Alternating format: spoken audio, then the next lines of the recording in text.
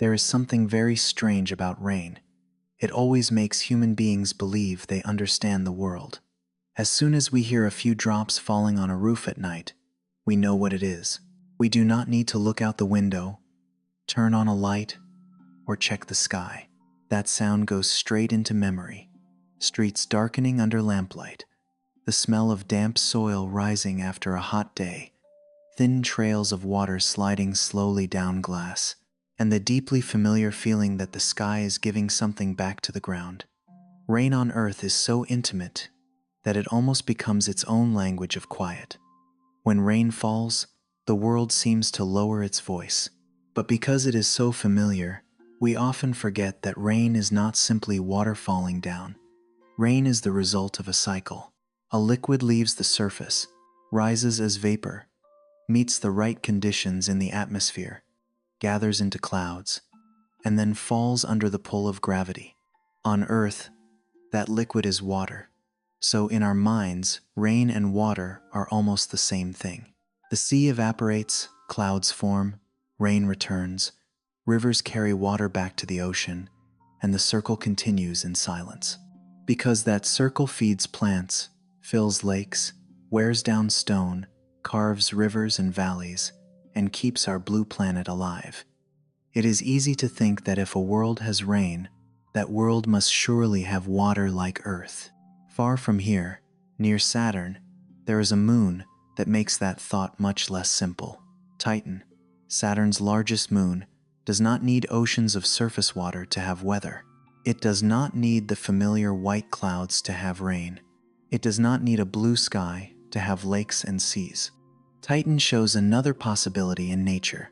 The same idea of clouds, rain, rivers, lakes, and seas can appear on a world so cold that water is no longer the main liquid on the surface.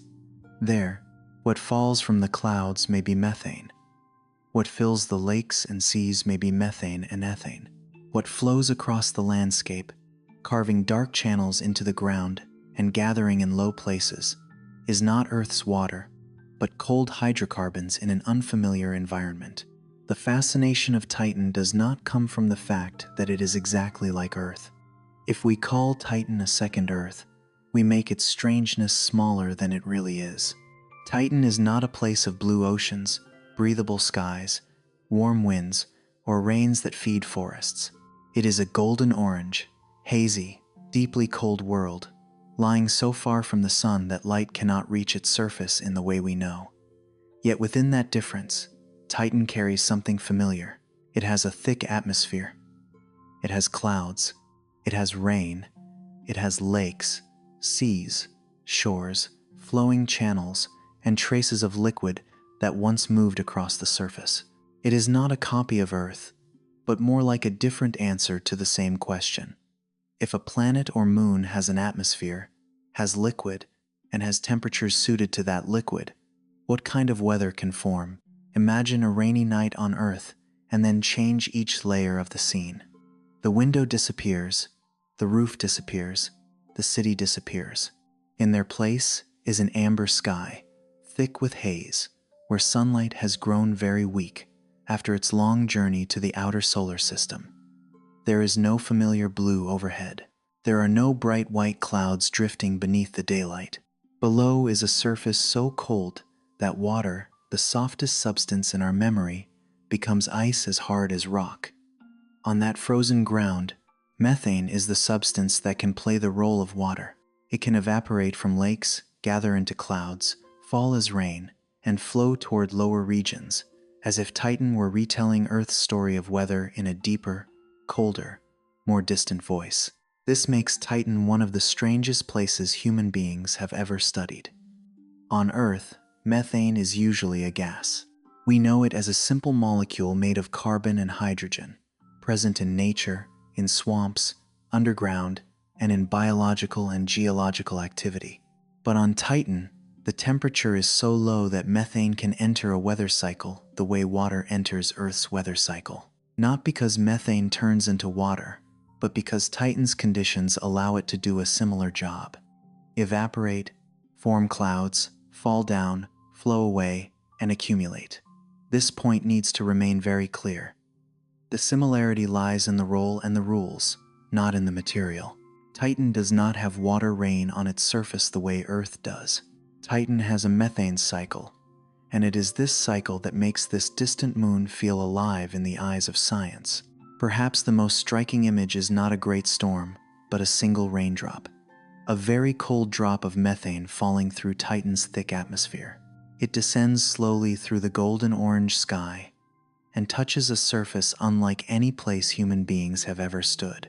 If that drop falls on high ground, it may join a temporary stream. If it falls near a low basin, it may help feed a dark hydrocarbon lake. If it falls on hard water ice, it does not melt the ice the way warm water might on Earth. It simply continues its role in a cold system, where substances we usually think of as gases become liquids that shape the landscape. From a raindrop like that, the whole world of Titan begins to become easier to see in the imagination. That is also why Titan holds such a special attraction for people who love science. It does not need a loud mystery. It does not need promises of alien life. The simple fact that there is a world beyond Earth with stable liquid on its surface is enough to make us pause. In the solar system, many places have ice, many places have thin atmospheres, and many places carry traces of water from the past. But Titan stands out because its hydrocarbon lakes and seas are still there as part of the present landscape. This means Titan is not the fossil of a dead planetary body, but a world still in operation, though very slowly, very coldly, and in a way very different from anything the human body could endure. From this point, the question of the journey becomes clearer. If rain does not necessarily have to be water, then what is weather, really? Is weather the story of one particular substance, or is it the story of energy, temperature, atmosphere, gravity, and matter working together? On Earth, water plays the central role because our planet has the right temperature, pressure, and distance from the sun for water to exist in all three states: solid, liquid, and gas. On Titan, conditions instead favor methane and ethane in roles that water cannot perform on the surface. The same physical principles are at work, but with a change in temperature, distance from the sun, and chemical composition, the entire face of weather becomes something else. This is the kind of strangeness that is best approached slowly. Not the kind of strangeness that makes us tense, but the kind that lets us look at something familiar with new eyes. A rainstorm of water on Earth suddenly no longer feels so obvious. It becomes one of many ways the universe can create a cycle. Our blue seas are no longer the only possible form of seas. Our white clouds are no longer the only possible form of clouds. And the gentle sound of rain outside the window, if it is there tonight, is not only the sound of local weather. It is a close and familiar example of a wider rule. When a liquid meets the right world for it, it can rise, return, flow away, and quietly rewrite the surface over time. Titan is also fascinating because it is not easy to see. If a world revealed its entire surface from the beginning, we might quickly name its mountains, craters, plains, and then bring the story to an end. But Titan hides itself behind a thick veil of haze, making each discovery feel like learning a new way to see. To understand Titan, human beings cannot rely only on the light visible to the eye.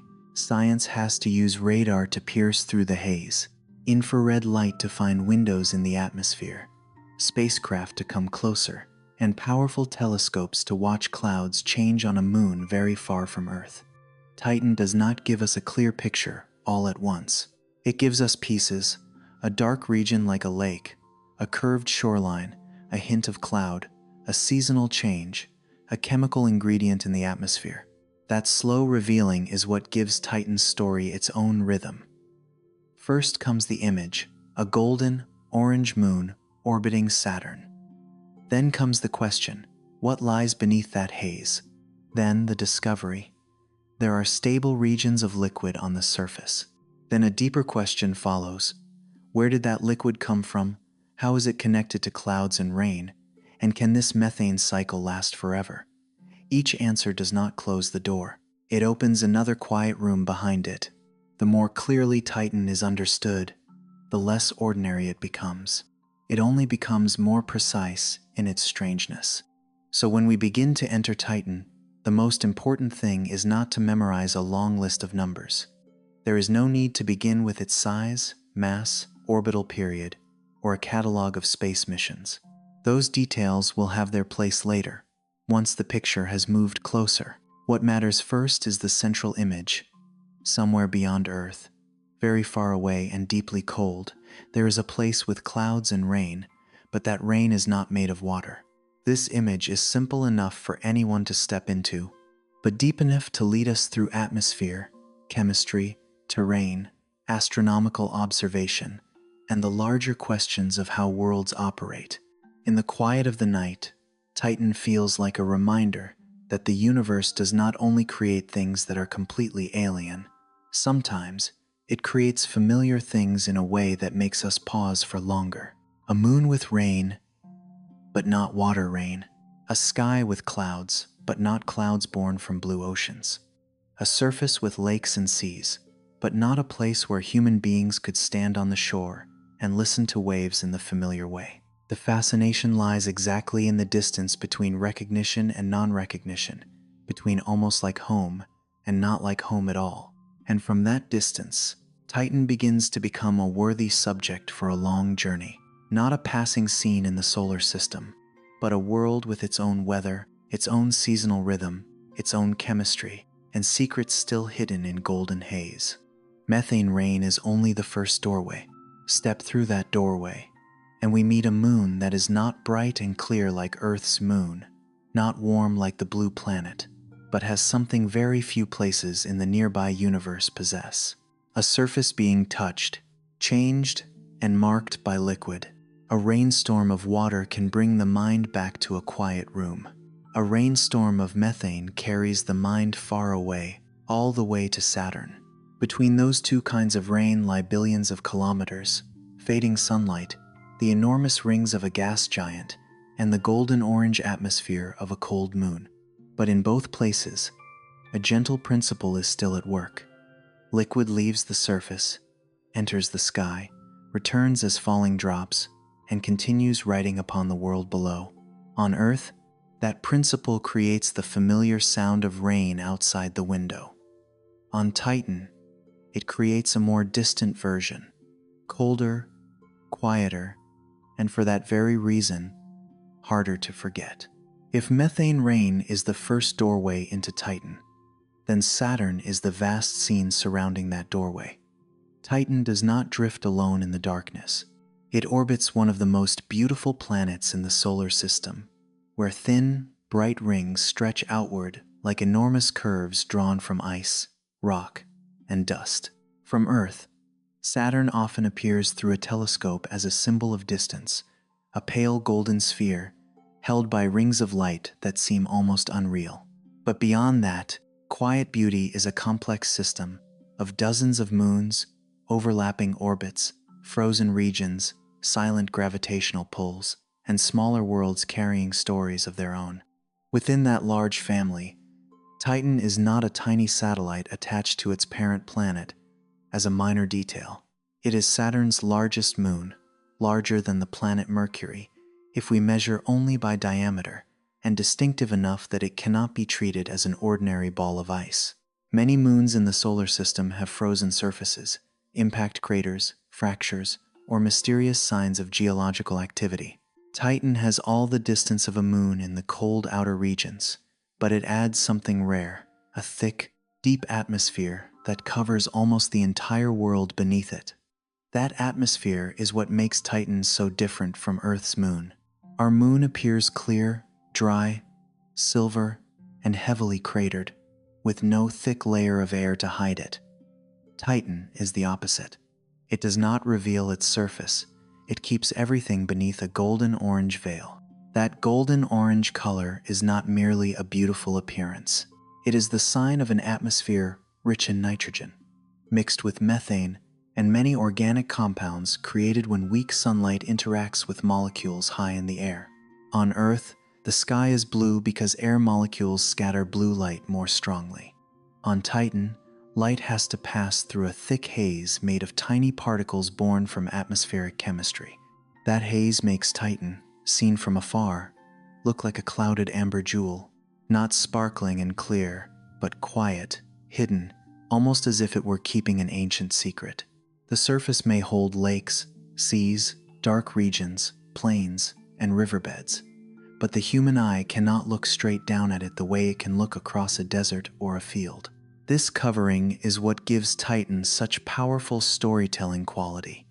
The harder a world is to see, the more science has to find ways of listening with different senses. Titan does not give human beings a quick answer. It is not like Mars, where red plains, giant volcanoes, and deep canyons appear relatively clearly through the lens. It is also not like Europa, where a bright icy surface crossed by long fractures suggests an ocean hidden beneath. Titan stands apart with an appearance that almost never changes. A hazy golden sphere, round, thick with air, quietly orbiting Saturn. That silence does not mean simplicity. On the contrary, beneath that atmosphere lies one of the most dynamic surfaces ever known beyond Earth. The first thing to keep clear is that Titan has a real atmosphere, not a thin, temporary layer of gas. That atmosphere is far thicker than the atmospheres of ordinary bare moons. It creates pressure, weather, clouds, winds, and complex chemical processes. A moon with a thick atmosphere is already rare. A moon with a thick atmosphere, methane involved in its weather, and lakes and seas of liquid on its surface is rarer still. Many worlds in the solar system may preserve ice in darkness or hold liquid hidden deep beneath their crusts. But Titan is special because its liquid is not only underground or below the surface. An important part of it lies directly on the surface, open beneath the golden orange sky, in dark, cold hydrocarbon lakes and seas. When Titan is placed beside Earth, what stands out most is not an exact similarity, but a strange kind of symmetry. Earth has an atmosphere rich in nitrogen and oxygen, liquid water, water rain, blue oceans, and an ecosystem tightly connected to the water cycle. Titan also has a nitrogen-rich atmosphere, but free oxygen does not play the role it does on Earth. Water on Titan's surface is not soft, does not flow into rivers, and does not evaporate into clouds in the familiar way. It is locked as hard ice, becoming the material foundation. Methane and ethane step into the role of active liquids. The two worlds resemble each other in the broad framework of atmosphere and liquid, but they differ in every detail that shapes experience. One is warmer, bluer, brighter, and guided by water. The other is colder, hazier, more golden orange, and guided by hydrocarbons. That difference begins with distance from the Sunday Titan, lies very far from the main source of light and heat in the solar system. Sunlight reaching the region of Saturn is much weaker than the sunlight that reaches Earth. The space around Titan is not completely black, but it is a world illuminated by faint daylight, as if afternoon had been stretched endlessly across a cold planet. That small amount of energy keeps Titan's surface temperature extremely low. Under those conditions, substances that usually appear as gases on Earth can become liquids, while water, the central liquid of our lives, becomes hard and motionless. Titan does not reverse physics. It simply places physics within a different set of conditions, where the result feels strange to human intuition. That is why, when speaking about Titan, it is important to avoid describing it as if it were Earth painted orange. That way of thinking may catch attention for a few seconds, but it does not preserve the depth. Titan is far more memorable when seen as an independent world, a place where nature tries a different set of conditions. On Earth, we live within a temperature range where water can move flexibly between ice, liquid, and vapor. On Titan, that temperature range does not belong to surface water, but to methane and ethane. A small change in material brings a major change in the image of the world. Lakes are no longer water lakes. Rain is no longer water rain. Surface erosion is not necessarily caused by flowing water. Even so, the listener can still recognize the familiar structure of weather, as long as we do not rush to assign it the features of home. Titan becomes even more remarkable when we remember that it is a moon, not an independent planet. It is influenced by Saturn, orbits within Saturn's gravitational system, lies among other moons, and exists beyond the planet's famous rings. A moon is often imagined as a secondary object, a stone following a larger planet. But Titan breaks that feeling. It is complex enough to become a world of its own, without knowing that it orbits Saturn. If we looked only at its thick atmosphere, its weather, its liquid-bearing surface, and its organic chemistry, it would be easy to feel that Titan deserves to be told as a small planet. It does not need the title of planet to have depth. It has its own climate, its own seasons, its own surface history, and its own set of scientific questions. One of those questions is, how can a moon hold on to an atmosphere this thick? The answer does not lie in a single cause, but several factors help make Titan an exception. Titan is large compared with many other moons, giving it enough gravity to retain a substantial layer of gas. It also lies in a cold region, where molecules move more slowly than they do closer to the sun, making gas less likely to escape into space. Its atmosphere is made mostly of nitrogen, similar to Earth in this very broad sense, but the reactions inside it follow a different path because of methane, weak sunlight, energetic particles from Saturn's environment, and extremely low temperatures. Titan holds an atmosphere deep enough for weather to be more than a passing idea, but a real part of how the world works. That thick atmosphere makes everything happen with a different feeling. If an object enters Titan's atmosphere, it does not fall through an almost bare emptiness the way it would above Earth's moon. It enters a real layer of air, with pressure, haze, wind, upper levels, and lower levels. When Huygens once descended toward Titan, that journey was like passing through the mist of a world that had never been clearly seen from the ground. Before touching the surface, the probe moved through that dense atmosphere, measuring wind, temperature, gas composition, light, and the features of the surrounding environment. A moon able to receive a spacecraft with an atmosphere so thick that the instrument had to descend slowly under a parachute. That detail alone is enough to show that Titan does not belong among silent, bare moons. But the atmosphere does not only cover, it also creates color, climate, and chemistry. Methane in Titan's atmosphere is broken apart over time by sunlight and energetic particles. Those molecular fragments can then recombine, forming ethane and many more complex organic molecules. Some of that material becomes tiny suspended particles, contributing to the golden-orange haze.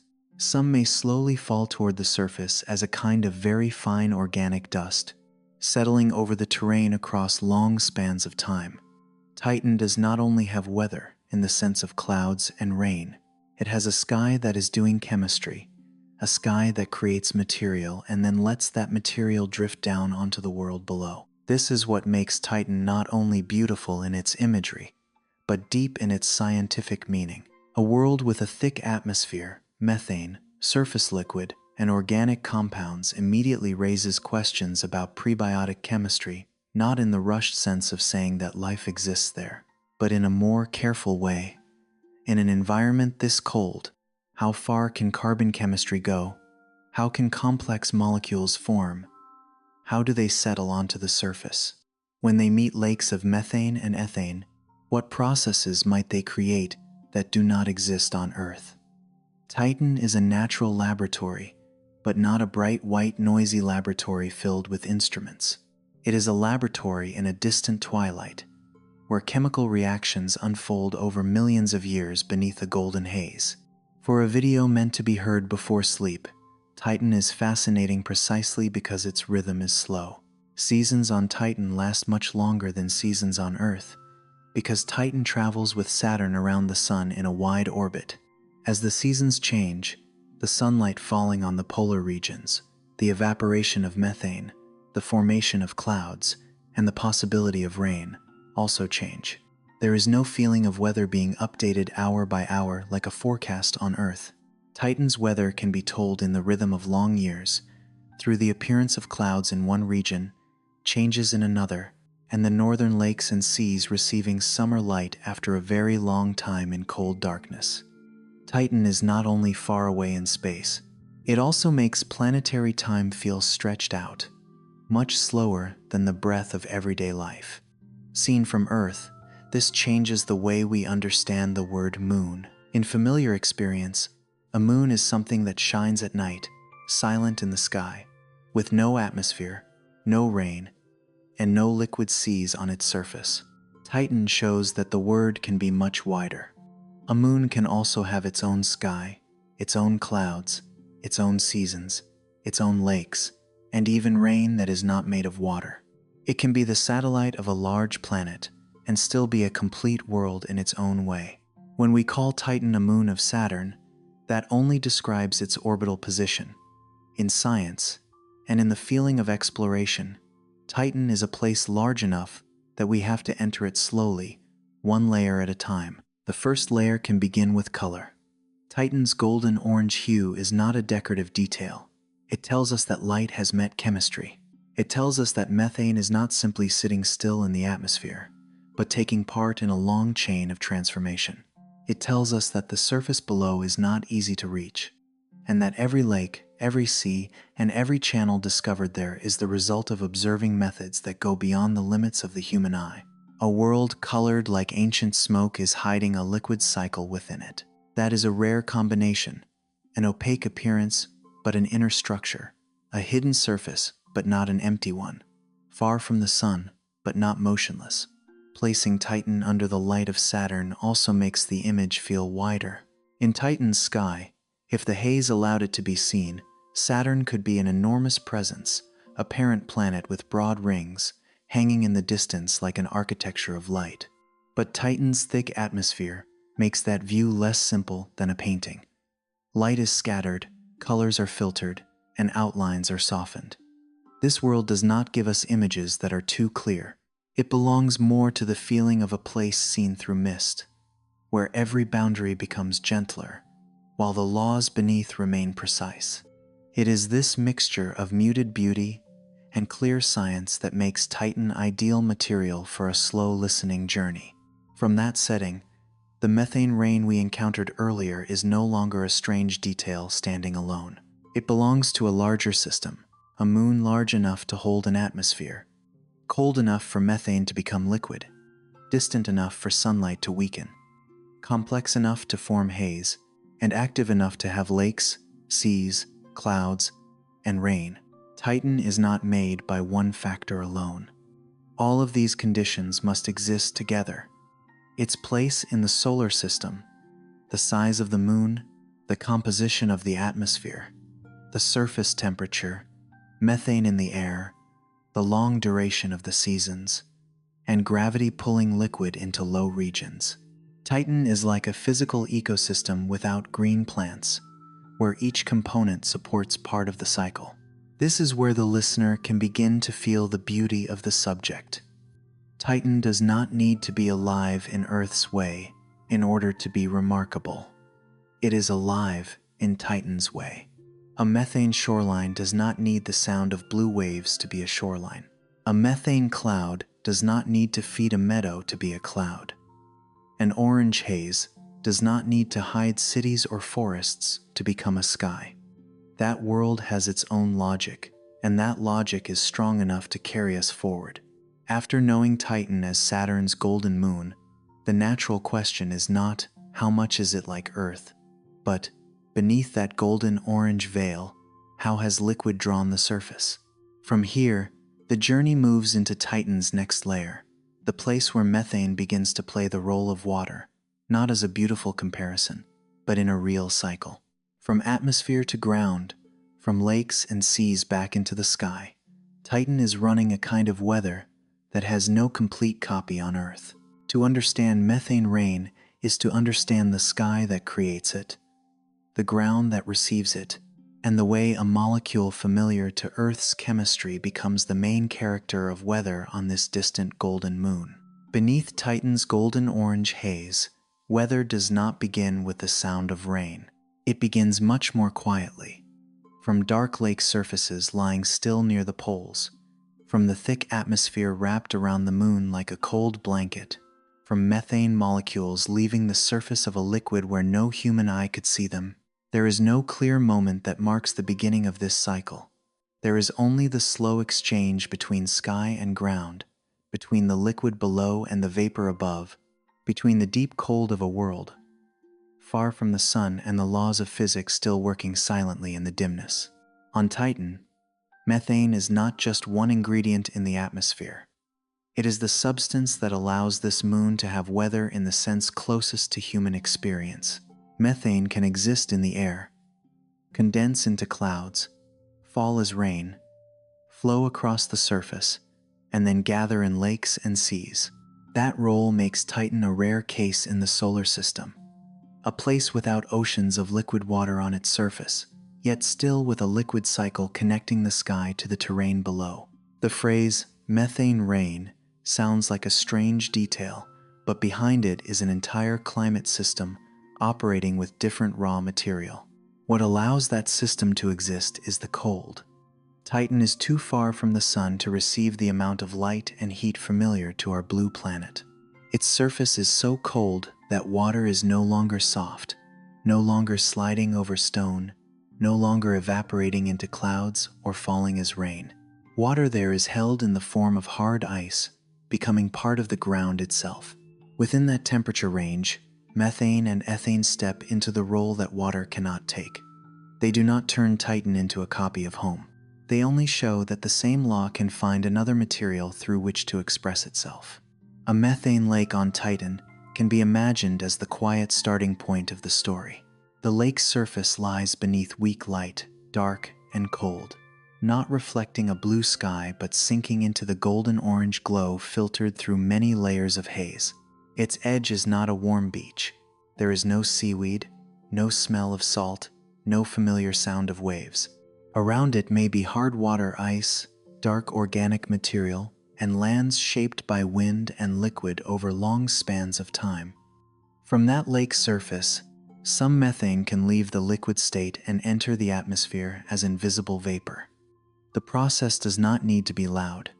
It is like a very slow breath of the world. When methane enters Titan's thick atmosphere, it becomes part of the hazy golden space surrounding the moon. That atmosphere is mostly nitrogen, but methane plays a special role because it takes part in both weather and chemistry. In the lower layers, methane can be Titan's version of humidity in the broadest sense. Higher up, as temperature and pressure conditions change, methane vapor can condense into tiny particles, forming methane clouds. Those clouds are not decorative details in the sky. They are signs that the surface and atmosphere are speaking to each other through matter. This mechanism feels familiar because it recalls the water cycle that human beings know so well. But the point to hold carefully is that the similarity lies only in the role, not in the nature of the substance. Methane does not have all the properties of water.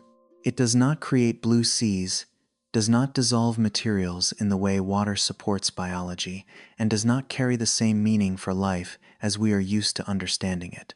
On Titan, methane is placed inside a colder, darker world with a different atmosphere and a different surface. In those circumstances, it is flexible enough to move from liquid to vapor, from vapor to cloud, and from cloud back into rain. The resemblance is in the pathway of the liquid. The difference is in everything else we would feel.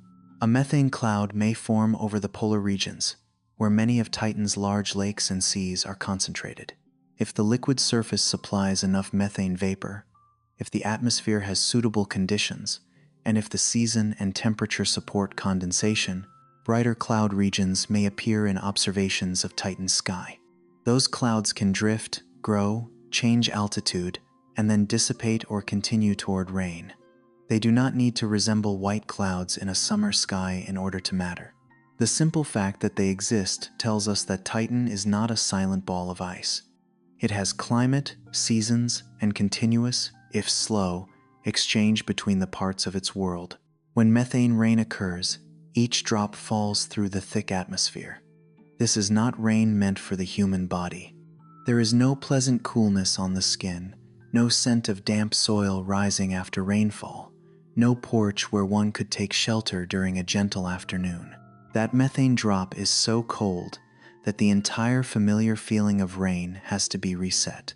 It falls onto a surface where water has turned to stone, where organic material may cover the ground in dark layers, where terrain has been shaped by ice, wind, flow, and time. If the drop falls on higher ground, it may join a temporary stream. If it falls near a basin, it may add to a hydrocarbon lake. If it lands on a dry surface, it may darken the ground for a time, leaving a sign that a spacecraft or telescope might recognize through data. The power of rain does not lie in a single moment. A large storm can create visible change, but even rarer events matter if they repeat across very long stretches of time. Liquid travels downhill, finds paths through weaker places on the surface, gathers in low channels, carries material with it, and widens its course. On Titan, flows of methane and ethane may help carve channels, drainage networks, lake shores, and basins. The landscape there does not need green color or surface life in order to be dynamic. With only liquid, gravity, and time, a cold moon can also be slowly rewritten. This makes Titan different from many other places in the solar system. Many moons have ice, many asteroids have rock. Some worlds may once have held water or may have oceans hidden deep beneath their crusts. Titan is special because liquid is present on the surface in a more stable way, visible through the signs of lakes and seas. Those liquid regions are not merely objects resting on a map. They are reservoirs, sources of evaporation, places that receive rain, endpoints for flow, and also starting points for a new cycle. In the logic of climate, a lake on Titan belongs both to the ground and to the sky. Ethane also enters the story as a companion to methane, slower and heavier in feeling. Methane in the atmosphere can be broken apart by weak sunlight and energetic particles from the environment around Saturn.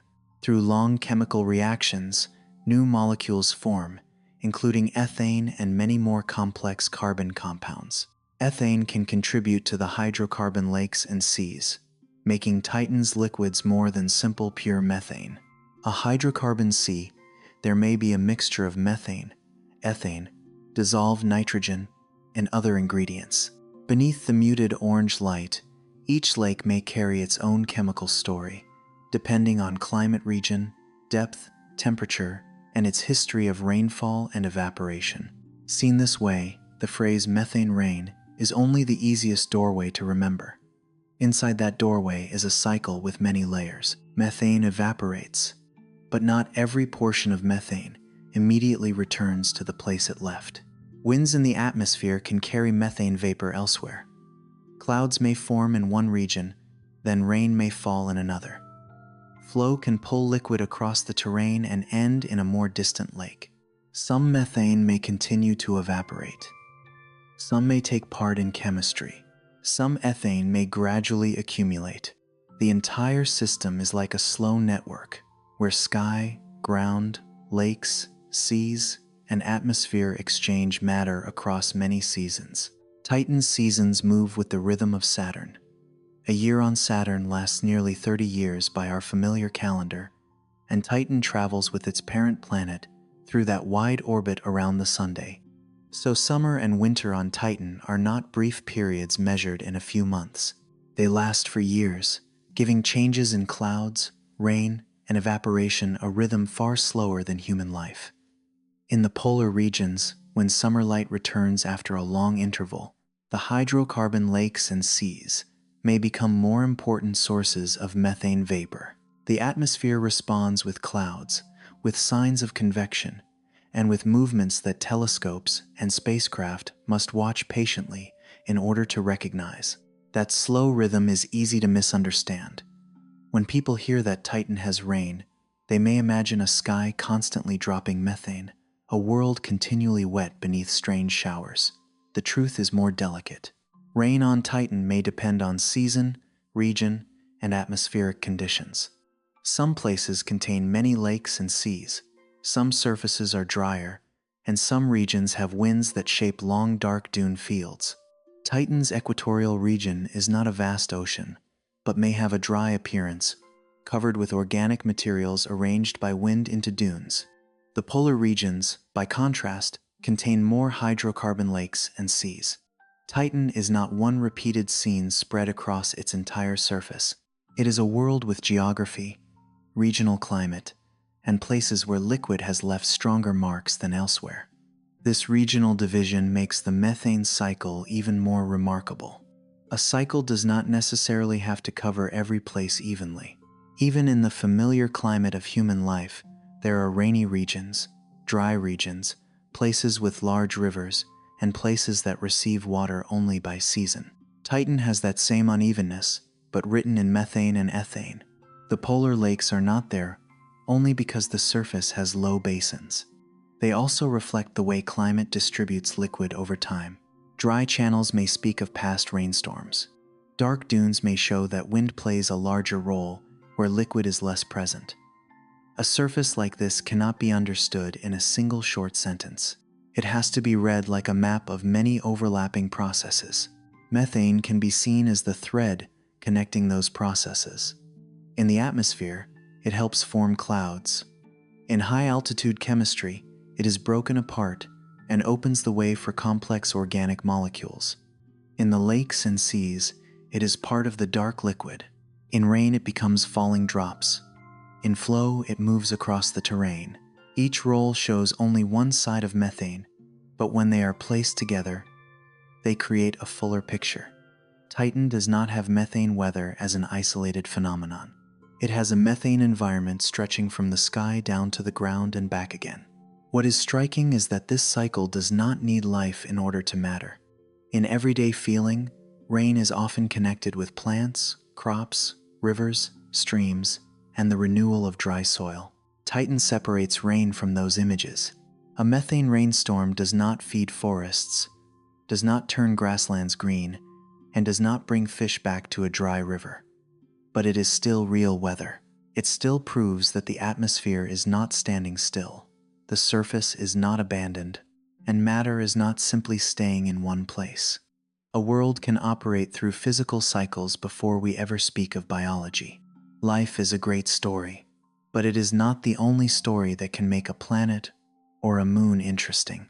This is where Titan becomes a beautiful lesson about the limits of intuition. In familiar experience, methane is a gas. Water is a liquid, ice is something cold, rain is falling water. But nature does not assign the roles of matter according to human habit. Those roles depend on temperature, pressure, sunlight, atmosphere, and the history of each world. In one place, water is an ocean. In another, water is rock. In a familiar environment, methane drifts through the air. On Titan, methane can lie in lakes. The change does not come from magic, but from very specific physical conditions. The more we understand Titan's strangeness, the more reasonable it becomes. A gentler way to see this is that each world has a liquid suited to it. Not in a single absolute sense, but in the sense that some substance may be able to enter the exchange between ground and sky. On our home planet, water performs that work richly. On Titan, methane and ethane take on that role under conditions of deep cold. If water were placed at the center of Titan's weather, it could not function on the surface the way it does in warmer places. If methane were placed in the climate familiar to human beings, it would not become rivers and lakes beneath a blue sky. It is all matter of the universe, but each place gives it a different fate. From there, a methane drop falling on Titan is no longer only a strange image. It is the result of an entire system. Before it fell, it may have been part of a dark northern sea, evaporated under weak light, traveled through a nitrogen-rich atmosphere, and condensed inside a cold cloud. After touching the surface, it may seep into porous material, flow along a sloping channel, join a temporary stream, or return to a lake in a basin. If it does not evaporate right away, it may contribute to a longer-lasting body of liquid. If it takes part in chemistry, it may become part of a chain of reactions that forms other molecules. A tiny drop, placed in the right world, can carry the story of an entire moon. Scientists do not need to stand beneath methane rain to know that this cycle is real. They read Titan in many different ways: the signs of lakes and seas on the surface, the shapes of channels, the composition of the atmosphere, the appearance of clouds, seasonal changes, radar data, and infrared observations. Each kind of observation opens only part of the picture. Radar helps look through the haze to identify dark, flat surface regions that may be liquid. Infrared observations help track clouds and atmospheric composition through narrow windows of light. Data from probes show that Titan's atmosphere is not a simple curtain, but a thick, layered system with chemistry and motion. From these separate pieces, the methane cycle gradually appears as a real structure. What makes this story different from a dry lecture is that every detail contains an image. When we say methane evaporates, it is a dark lake surface breathing into the sky. When we say clouds condense, it is pale, bright regions forming in a golden atmosphere. When we say rain falls, it is cold drops descending toward an icy ground. When we say liquid flows, it is hydrocarbon tracing a path through the terrain and leaving channels behind. When we say lakes and seas, it is the liquid memory of many long seasons. Science here does not take away Titan's beauty. It only gives that beauty clearer lines. By this point, we can see that methane does not simply play the role of water as an easy phrase to remember. It holds part of water's function in weather, linking the surface with the sky. But that connection takes place within Titan's own environment, with its own speed, its own limits, and its own material. Titan does not need to be made more like the place where we live. It is fascinating enough because of that logical difference. A cold, hazy, distant world can have weather. A moon around Saturn can have lakes and seas on its surface. A molecule that is usually invisible in everyday experience can become rain. And once we understand that role, the next doorway opens naturally. If methane can rise as vapor, gather into clouds, and fall as rain, then what do the places where it collects on the surface look like? Where are Titan's hydrocarbon lakes and seas? How deep are they? What kinds of shores do they have? And why are so many of them concentrated near the poles? There, weather is no longer only something happening high above. It remains on the ground as dark regions, shorelines, channels, and cold seas. To see Titan more clearly, we need to lower our gaze from the sky to the surface, where methane and ethane are no longer vapor or rain, but landscape. Beneath Titan's golden-orange haze, there are dark regions lying still, as if the surface of this moon were holding on to a few pieces of Saturn's deepest night. They do not shine like ice. They are not rugged like rocky mountains. They are flat, wide, quiet, and in many places, their outlines curve into shorelines, small bays, narrow straits, and basins filled with cold liquid. This is the moment when Titan is no longer only a hazy sphere in a telescope, and no longer only a place with methane clouds in its atmosphere. Beneath that thick sky, rain has somewhere to return. Liquid does not vanish after it falls. It remains, gathers, flows, and quietly draws across the surface a map that no nearby world has in quite the same way. Those lakes and seas change the meaning of a very familiar word.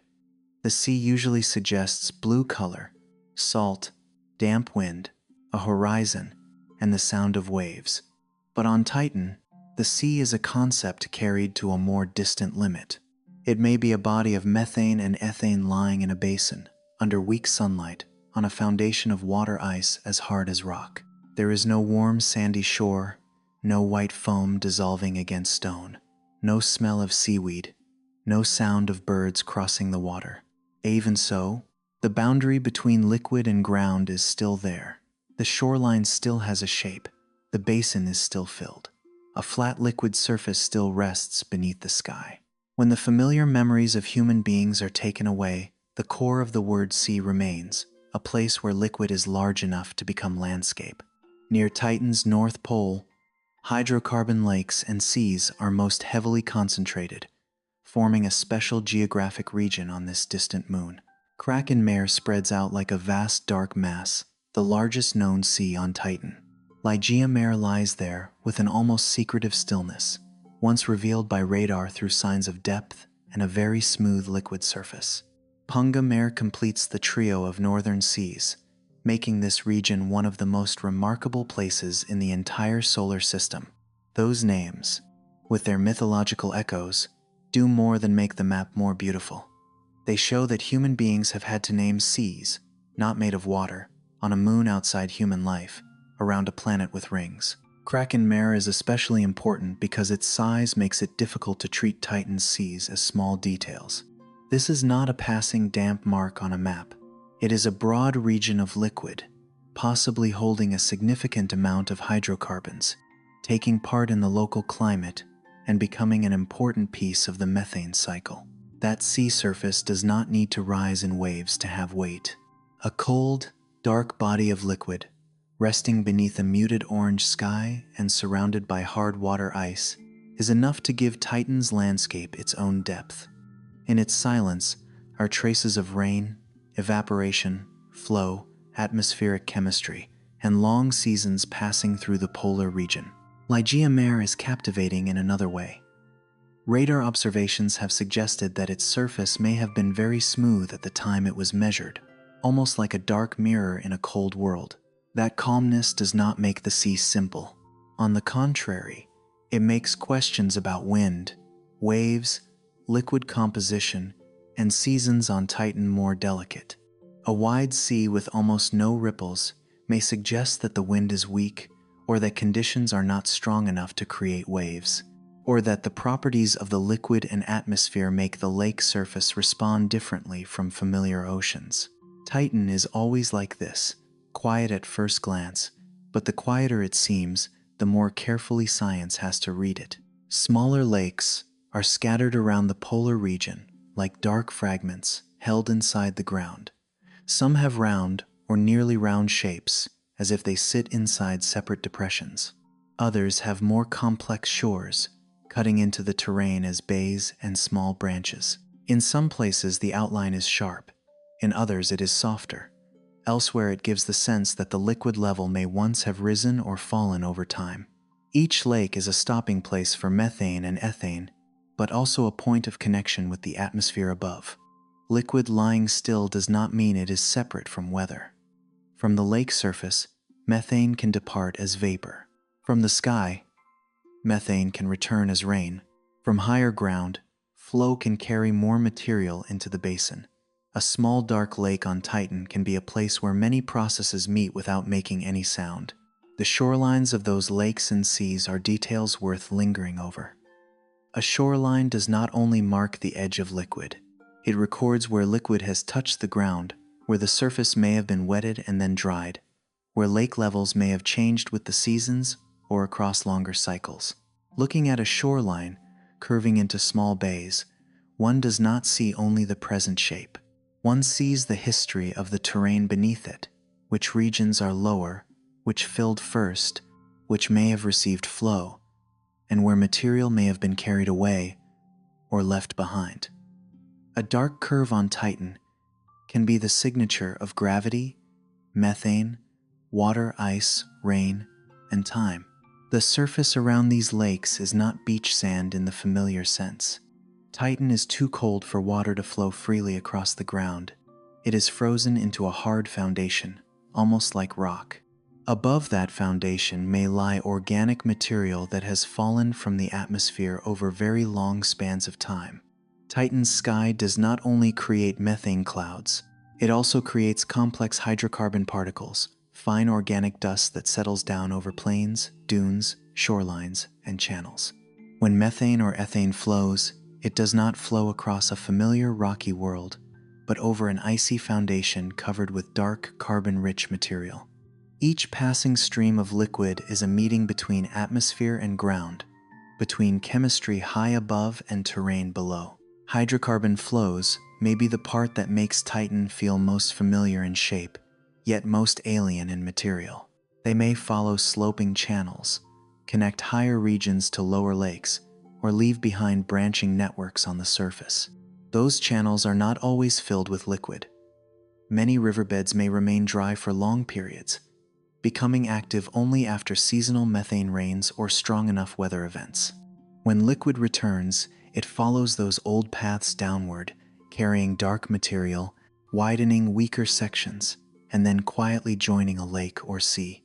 That flow does not have the murmuring sound of a mountain stream. It is a cold trace of hydrocarbon on an icy moon.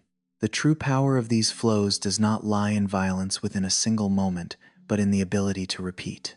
One rainstorm does not create an entire landscape. One stream of liquid does not immediately carve a deep valley. But across many seasons, across many times when the surface is wetted, across many times when liquid retreats and returns, the terrain begins to change. Gravity pulls methane toward lower regions. The ground determines whether it slides across the surface, seeps into porous material, or gathers in depressions. Wind can later rearrange dry particles. Organic products from the atmosphere continue to fall. Titan's landscape is made by many invisible hands in this way: rain, wind, ice, chemistry, weak light, and time. Not all of Titan resembles the North Polar region. This makes the moon far more interesting. If the hydrocarbon lakes and seas are Titan's wet and dark face, the equatorial regions have a drier appearance, where long dunes run across the surface like frozen waves. These dunes are not made of yellow quartz sand like those in familiar deserts, but may be made of dark organic grains, transported by wind and arranged into long bands. A world with seas at the poles and dunes at the equator immediately becomes richer in geography. Titan is not a monotonous surface covered in methane. It has regions dominated by liquid, regions dominated by wind, regions marked by rain, regions holding dry channels, and regions where material falling from the sky has accumulated. The differences between regions give methane rain even more meaning. If every place were flooded with liquid, rain would be only part of the background. But when there are dry regions, wet regions, lake regions, and dune regions, each rainstorm becomes an event that can change the surface where it falls. A dry channel can come alive again for a short time. A dark stretch of ground can grow darker after being wetted. A small lake can receive new methane. A flow can open a path through organic material, then leave a trace that lasts longer than the rain itself. Deserts on our home planet have shown how quickly a rare storm can change a dry landscape. Titan may hold sparse memories like that as well, but written in methane, in a cold far more distant than our own. Ethane adds a slower layer of time to the lakes and seas. Methane is more flexible in the weather cycle, more volatile, and is mentioned more often because it forms clouds, creates rain, and connects the atmosphere with the surface.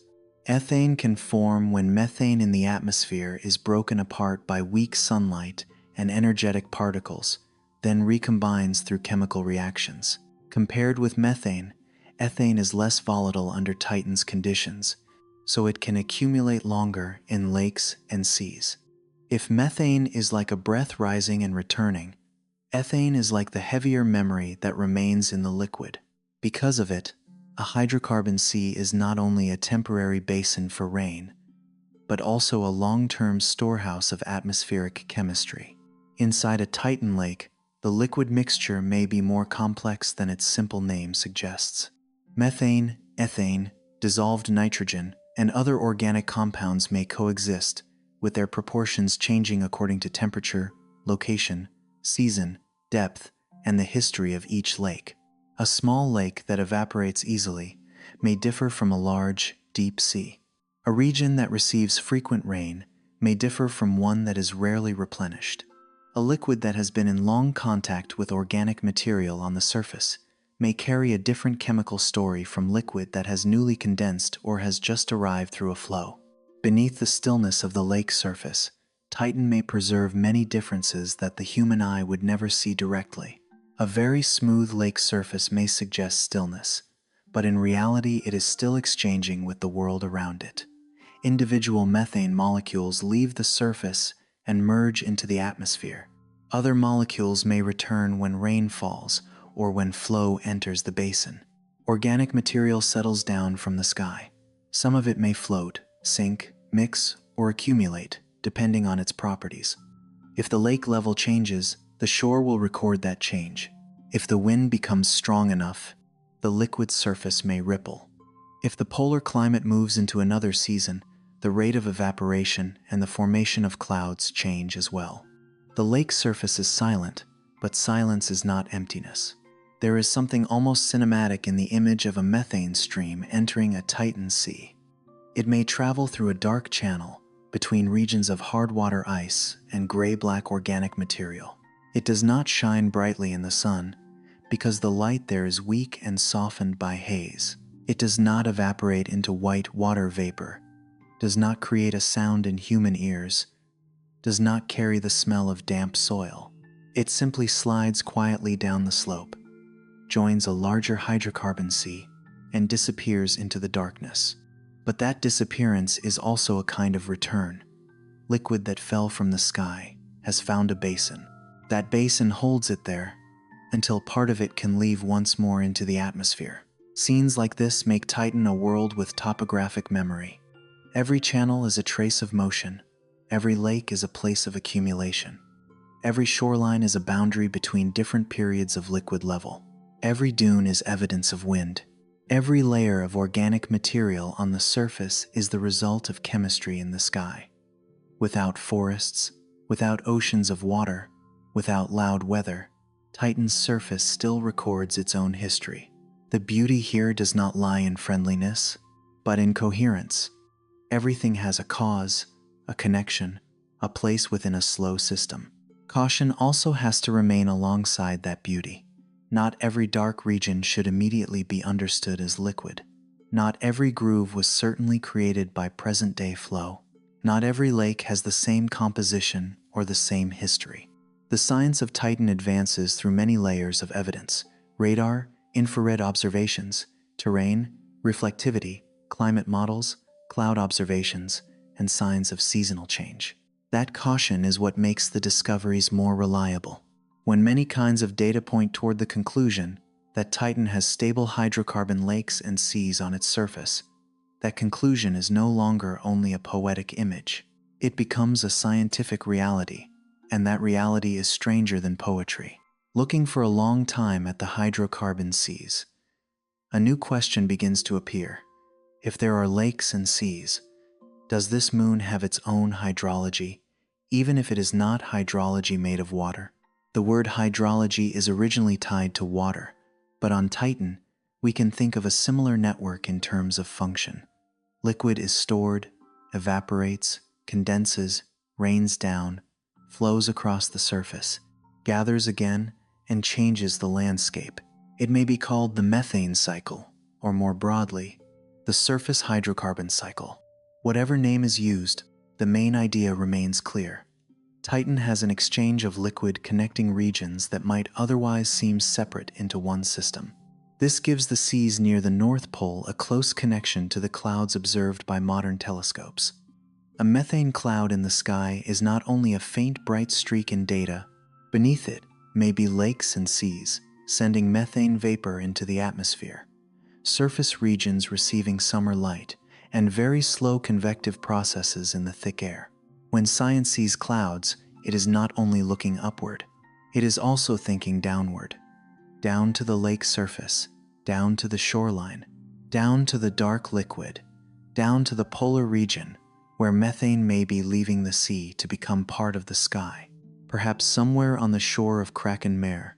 If a future instrument could stand steadily in that environment, it would not witness a noisy scene. It might see muted orange light, a dark liquid surface, a shore of hard water ice, thick cold air, and very small organic particles lying on the ground. The absence of familiar sound would make the landscape feel almost unreal.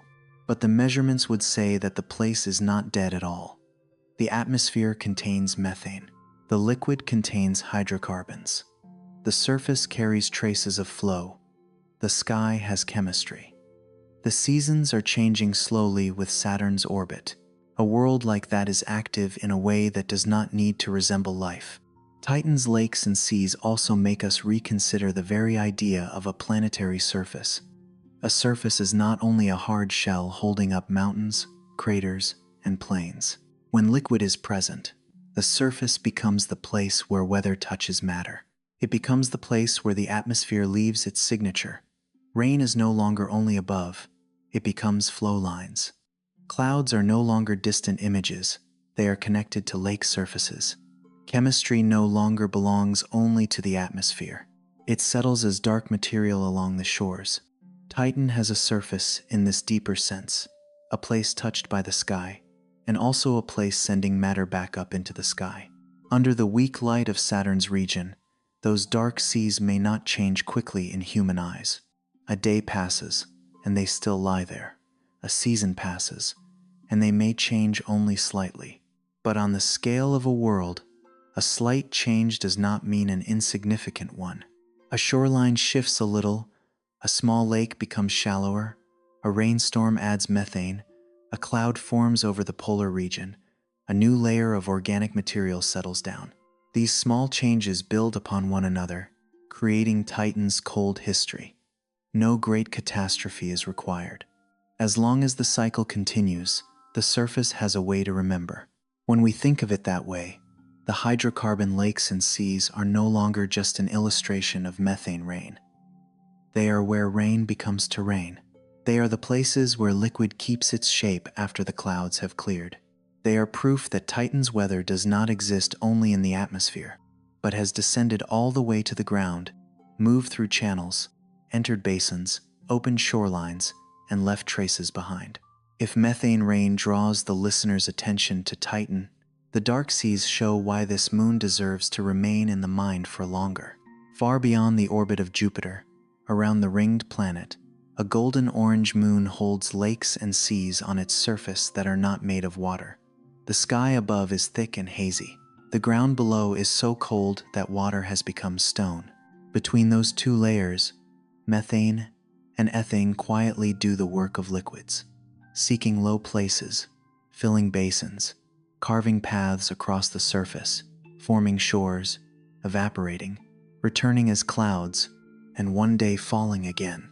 No hand has drawn Titan's map. There is only weather, gravity, chemistry, and time moving together very slowly, letting the dark regions beneath the golden sky become one of the strangest landscapes human beings have ever known. Titan does not easily give human beings its image. Many worlds in the solar system feel distant because they are small, faint, or too far away to see clearly from home. Titan adds another challenge. It hides its surface beneath a thick, golden, orange atmosphere filled with haze, like a curtain drawn tightly around the entire moon. Light visible to the human eye cannot simply travel down and return. What lies below does not appear like the craters of the moon, the red plains of Mars, or the bright fractures in Europa's ice. From far away, Titan looks like a blurred sphere. It is a world with shorelines, lakes, flows, and dunes, yet it refuses to open its map through ordinary sight. That concealment once made Titan seem almost empty in the imagination. Not because it was truly empty, but because human eyes did not yet have the right key. A surface may be highly active and still become a secret if light cannot carry information back out. The golden-orange haze does not only make Titan more beautiful, it erases the sharpness of everything beneath it. Mountains, lakes, seas, plains, channels, dark regions, bright regions, all are folded into a dense amber color. With a world like this, the question is no longer simply, what is there? The first question has to be, how do we see? Science begins by accepting that ordinary vision is not enough. When one door closes in visible light, other doors must be found in other wavelengths. Some kinds of light are strongly blocked by haze, while others pass through more easily. There are ways of seeing through heat, through infrared, through radar waves. Each method does not completely replace the others, but opens a separate layer of Titan. Infrared can help distinguish certain features through narrow windows in the atmosphere. Radar can pierce the thick haze with radio waves, reach the surface, and return to the instrument. These methods do not give the kind of colorful picture the human eye may want, but they give something more important: evidence. Radar is especially well suited to Titan because it does not need the sky to be transparent in the familiar sense. Instead of waiting for sunlight to reflect from the surface and travel back through the haze, radar actively sends radio waves down toward the moon. Those waves pass through the thick atmosphere, meet the surface, reflect back, and return to the instrument.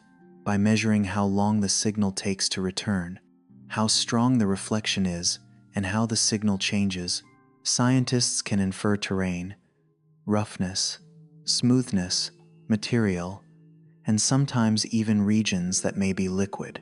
It is like listening for an echo in a dark room. Even without seeing the wall with your eyes, you can still learn where it is and what shape it has. When Cassini arrived in the Saturn system, Titan began to be read through that kind of echo. The spacecraft did not simply fly past once and leave. Cassini remained around Saturn for many years, passing Titan many times, each encounter opening another narrow strip of the hidden map. Through radar, the first details of the surface appeared not like ordinary photographs, but like patches of light and dark translated from the language of radio waves. A strongly reflective region might indicate rough terrain or a different material. A dark, flat region that absorbed or returned very little radar signal in a distinctive way could suggest liquid. From those signals, the hydrocarbon lakes and seas gradually moved from hypothesis into view. There is a special kind of beauty in the fact that a dark sea was discovered not through the color blue, but through the silence of radar. A smooth liquid surface can reflect waves differently from the rougher terrain around it, sometimes making that region appear dark in the data. The place that seems to speak least on the map may be the most important place of all. Liquid is lying there. Titan's lakes and seas were not found through sunlight glittering on waves, but through the way they answered, or did not answer, a signal sent down from a spacecraft flying very far away. An entire hydrocarbon sea can enter human understanding through a dark region in data. Those radar passes through the haze did not only find lakes and seas. They also showed that Titan's surface has many different kinds of terrain. There are long dune regions near the equator, where wind may have arranged organic material into dark bands. There are broad plains. There are rugged areas, structures resembling mountains or highlands, and channels that suggest traces of liquid that once flowed. Titan emerged not as a monotonous ball of ice, but as a world with its own geology. Each Cassini flyby added another piece to the map. Each new piece did not only answer an old question, but made it clearer that beneath that golden-orange color was a surface far more complex than its hazy appearance suggested. Infrared added to radar by offering a different way of seeing. Within Titan's atmosphere are certain wavelength ranges where light can pass through more easily, like small windows in a room covered by curtains. Infrared observations do not pierce the haze in the same way radar does, but they can help distinguish composition, surface brightness, and atmospheric features. Thanks to infrared, bright and dark regions on the surface, clouds in the atmosphere, and certain chemical signs become easier to recognize. A world that was once only a golden sphere begins to gain depth. Not only shape, but material. Not only surface, but a changing sky. The combination of radar and infrared is like using two senses to understand the same dark room. Radar gives a sense of the shape and roughness of the objects inside. Infrared adds information about hidden color, heat, composition, and the layers of air above. No sense is perfect. Radar can cover strips of terrain, not the entire surface all at once with the detail of a photographic map. Infrared is limited by haze and atmospheric windows. But when these two kinds of data are placed beside each other, the picture of Titan becomes stronger. A dark region can be examined along with its terrain, radar reflectivity, infrared signal, connection to channels, and nearby lakes or seas. Truth does not come from a single sign, but from many signs converging. Then came Huygens, the moment when Titan was no longer observed only from far away. This small probe separated from Cassini and descended into the thick atmosphere of the Golden Moon. For hours, it fell slowly beneath a parachute, passing through the haze, measuring temperature, wind, pressure, gas composition, light, and taking images as the surface gradually appeared. It was one of those quiet scenes in which science needs no extra drama. A human-made instrument was descending through the sky of a moon around Saturn, beneath an atmosphere unlike any place ever visited, moving toward a surface that had previously been inferred only through data and mist. The images taken as Huygens descended have a special power. Through the opaque orange of the atmosphere, the surface below began to appear with bright and dark regions, lines resembling channels, and landforms suggesting that liquid had once moved through the area. As the instrument came closer, the hidden world was no longer a vague idea. It had outlines, it had a real surface, it had small objects like pebbles, ground beneath them, and weak light filtering through the haze. Huygens did not land in a methane ocean like a scene from science fiction. It touched down on solid ground, but the data and images around it still told the story of a world once shaped by liquid. That landing made Titan feel closer, without making it any less alien. A distant moon suddenly had ground only a few centimeters from the camera lens. Small pebbles, possibly rounded pieces of water, ice, or similar material in that cold environment, lay scattered across the surface. The light was not clear and blue, but orange and dim. The air was thick enough that the descent had to happen slowly beneath a parachute. After touchdown, Huygens sent data back for a short time, long enough to give human beings a rare feeling, not only looking at Titan from the outside, but hearing an instrument lying on Titan's surface report what it could sense. Huygens' data was not only imagery, it was also a set of measurements through the atmosphere, from high above down to the ground. The layers of gas, changes in wind, temperature, pressure, methane abundance, and the character of the light all helped turn Titan into a world with a clear vertical dimension. There is not only a surface, and not only clouds. There is an entire thick column of atmosphere, where matter and energy change with altitude. For a methane cycle, this vertical dimension is essential. Methane near the ground, methane in cloud layers, methane being broken apart high above, organic material falling downward, rain falling through the atmosphere. Huygens helped human beings sense Titan not as a flat map, but as a layered environment with depth, with a journey from sky to ground. Even so, one landing could not tell the whole story of Titan. Huygens touched down at only one location. Cassini had to continue flying by for many years to widen the view. Radar strips gradually accumulated, infrared images were stitched together, lake and sea regions were surveyed, dune fields were recognized, and seasonal changes were tracked. From each slice of data, Titan slowly gained a global geologic map. That map was not a perfect picture, but it was enough to reveal the major terrain units: plains, dunes, highland regions, basins, lakes and seas, channels, and areas with different materials. A world once hidden behind haze began to acquire a geographic language. The creation of Titan's geologic map meant more than naming landforms. A map is the way science turns scattered glimpses into an ordered story. If a region has dunes, it speaks of wind and granular material. If an area has lakes, it speaks of liquid, basins, climate, and the methane cycle. If there are channels, they suggest flow. If there are broad plains, they raise questions about surface cover and a history of deposition. When these landforms are placed across the globe, Titan is no longer seen as a collection of isolated phenomena. It has distribution. A North Pole rich in lakes and seas, an equatorial region filled with dunes, transitional areas between them, a surface written by many processes at once. This makes the story of seeing through the haze much deeper. At first, the mist made Titan seem like a locked secret, but after many years, the need to look indirectly helped human beings understand Titan in a more subtle way. If the surface had appeared too easily, perhaps we would have seen only its shapes.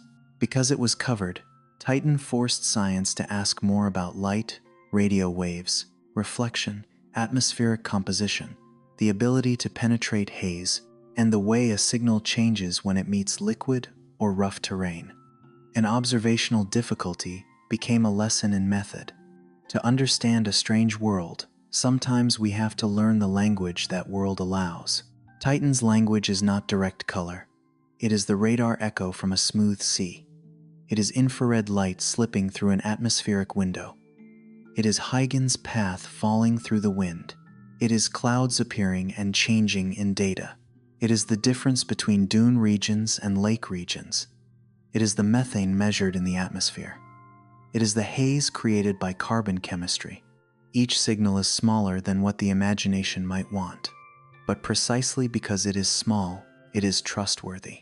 No single declaration is enough to open Titan. There are only many measurements, repeated over time, joined together like pieces of colored glass. There is one point that is easy to overlook. Instruments do not see Titan the way human eyes see a landscape. Radar does not see beautiful or ugly. Infrared does not see a lake in the direct visual sense. Huygens does not tell its story in poetic language. At first, the data is only numbers, signals, brightness levels, return times, spectra, and images distorted by atmosphere and instrument limits. Beauty appears only when human intelligence learns to read those signs correctly. A dark radar region becomes a sea after it is examined through shape, location, reflectivity, and models. A band of light and dark becomes dunes when it fits the way wind arranges material. A branching line becomes a trace of flow when it matches terrain and liquid processes. Titan is not explored through a single glance, but through the patience of scientific interpretation. That patience also keeps the story from being exaggerated. Not every river-like shape is certainly carrying liquid today. Not every lake has the same composition. Not every dark region is immediately a sea. Scientists often have to speak in different degrees of certainty. There is strong evidence, there is possibility, there is a model that explains it, and there are points still under debate. That slow way of speaking is exactly what suits Titan. A covered world has to be approached with care. If we rush to turn every sign into a conclusion, we lose the precise beauty of it. But caution does not make the story less compelling. On the contrary, it gives each discovery more weight. When radar repeatedly revealed flat dark regions near the North Pole, when shorelines appeared, when the great seas were named, when Huygens sent back images from the surface, when the global geologic map showed different terrain units, Titan was no longer a poetic guess. It became a world with lakes and seas, dunes, plains, an atmosphere, methane rain, organic chemistry, and long seasons. The haze is still there, but it is no longer an absolute wall.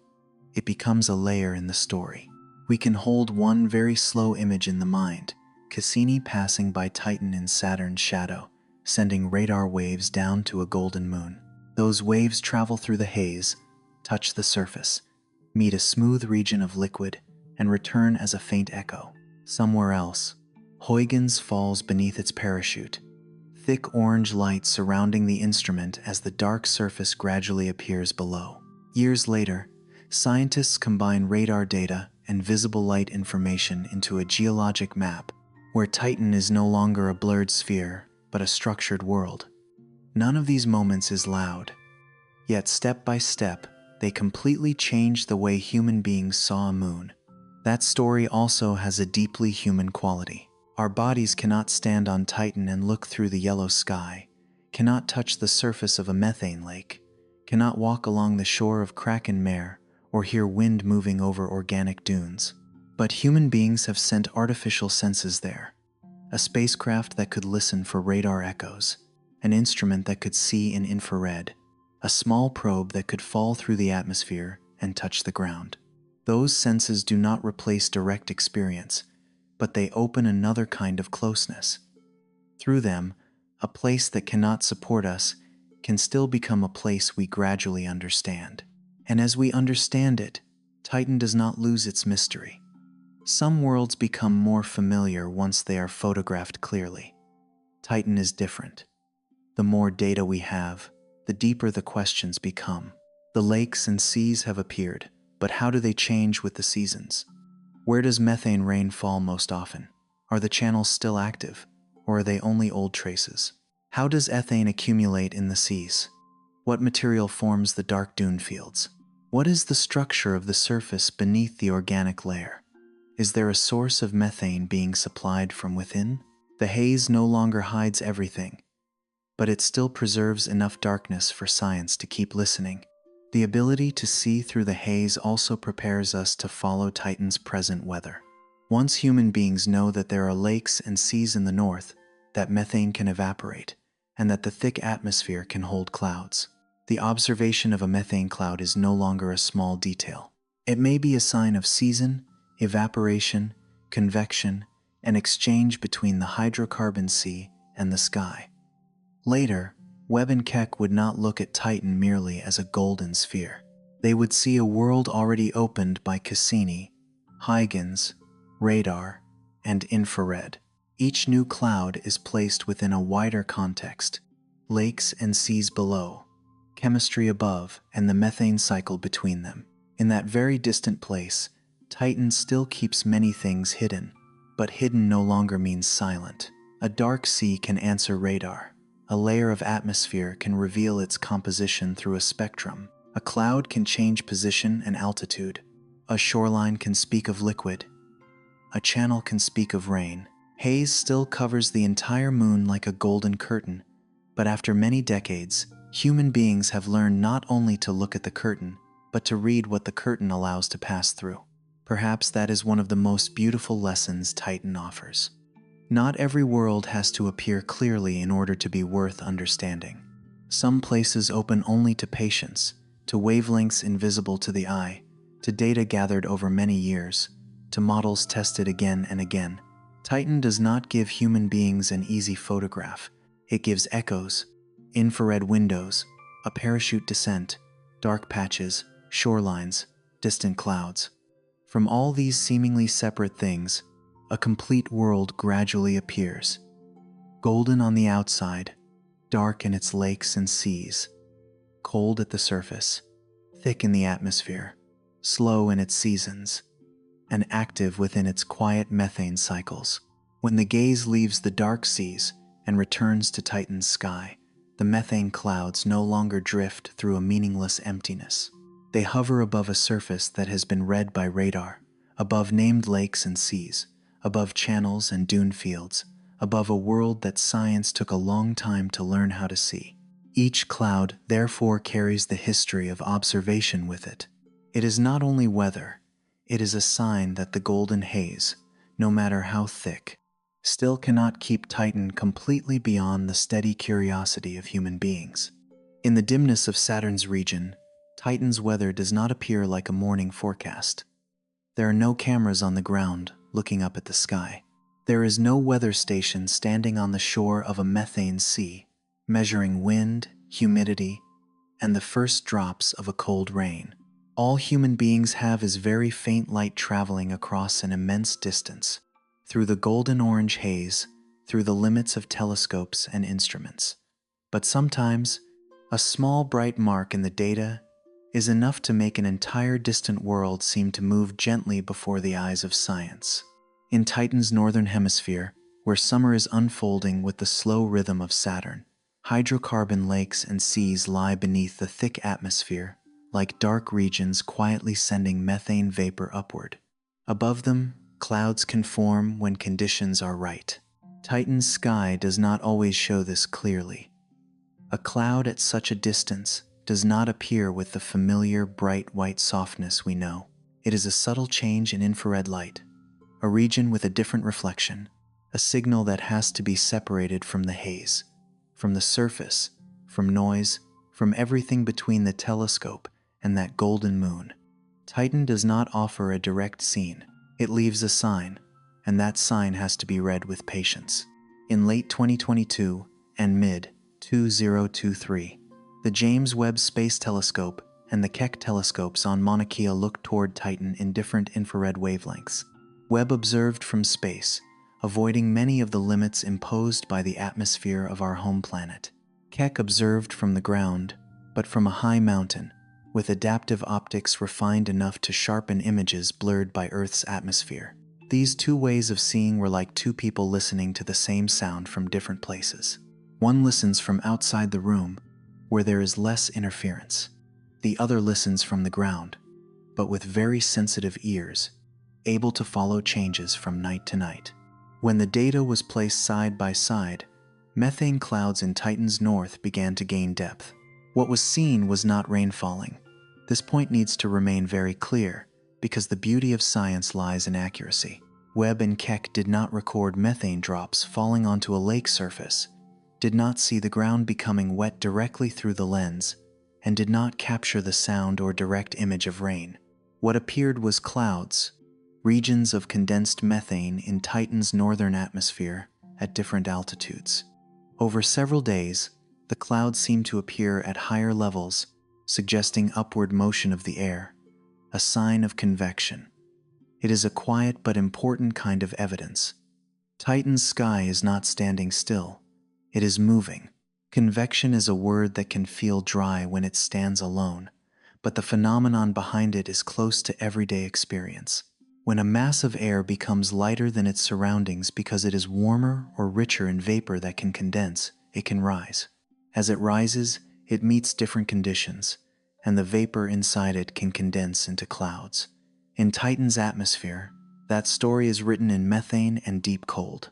A methane-rich mass of air does not rise beneath tropical sunlight, and it does not create towering white clouds like familiar summer thunderstorms.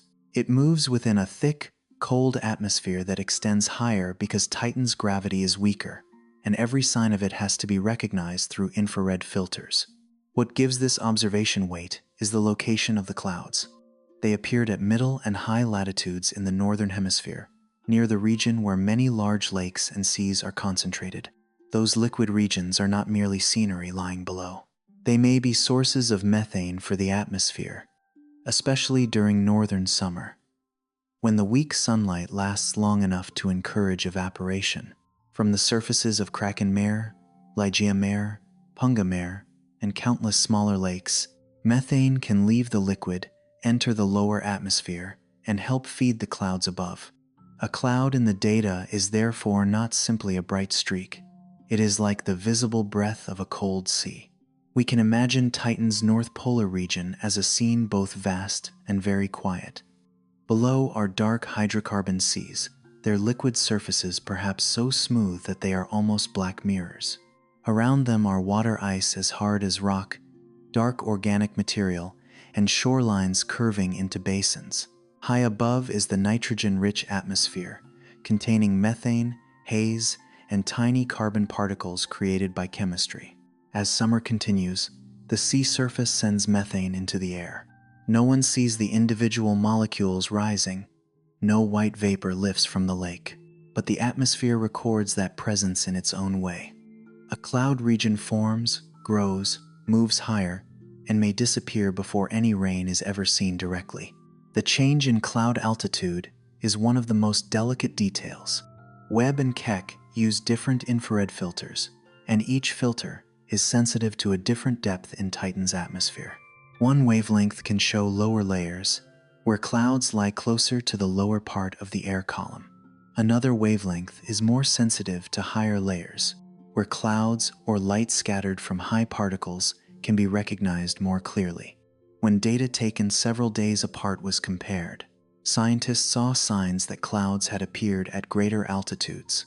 In the language of weather, that does not only mean there are clouds. It suggests that an air mass is being lifted upward.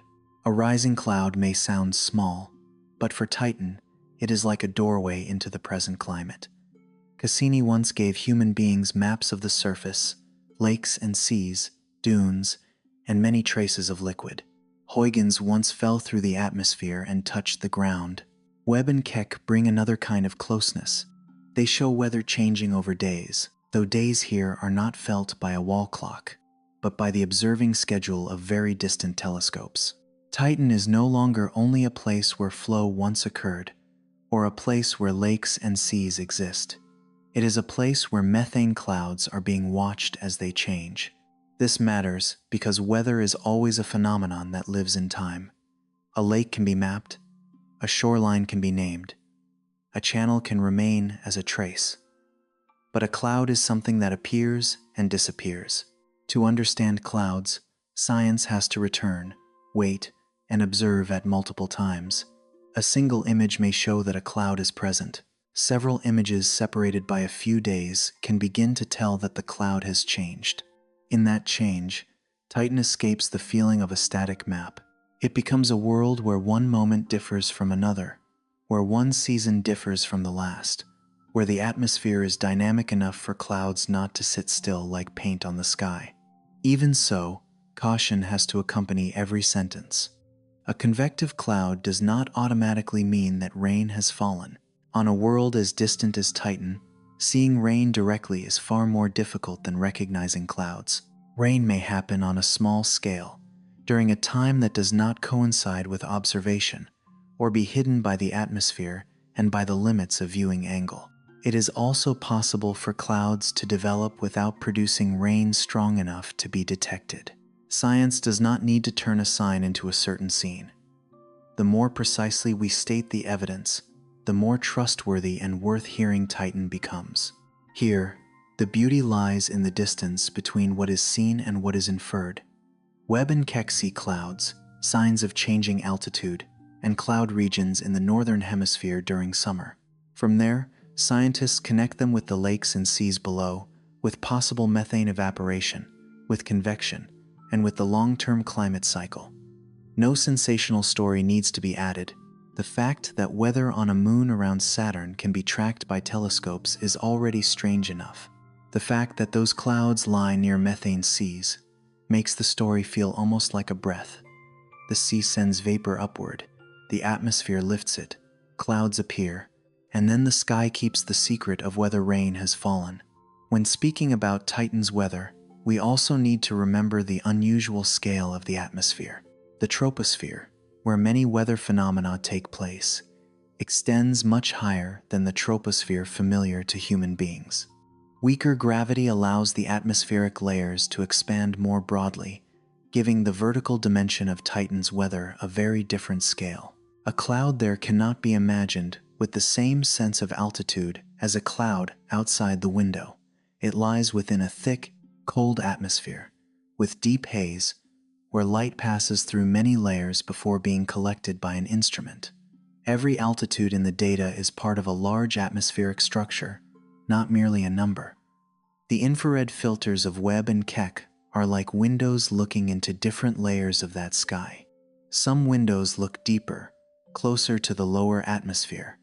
Others are more sensitive to higher layers.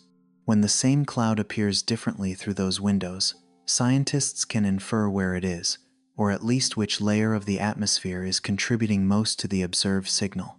This is a very different kind of seeing from looking up and watching a white cloud drift past. It requires analyzing light, understanding the atmosphere, knowing which substances absorb at which wavelengths, knowing how haze affects the signal, and then placing the image inside a model of Titan's weather. The softness of a cloud, in planetary science, is built from many precise measurements. Webb brings the advantage of an observatory above the atmosphere, free from the same interference caused by water vapor, air, and ground-based seeing. It can collect infrared light from Titan with very high sensitivity. Keck, standing on Mauna Kea, has a different strength, the ability to monitor from the ground with sharp images, thanks to adaptive optics, especially during periods when repeated observations are possible. That combination creates a beautiful sense of modern science. No single instrument sees everything. A telescope in space, an observatory on a mountain summit, data from older missions, Cassini's maps, Huygens' memory, all of them contribute a voice to Titan's story. There is a quiet humility in the way human beings track weather in a place so far away.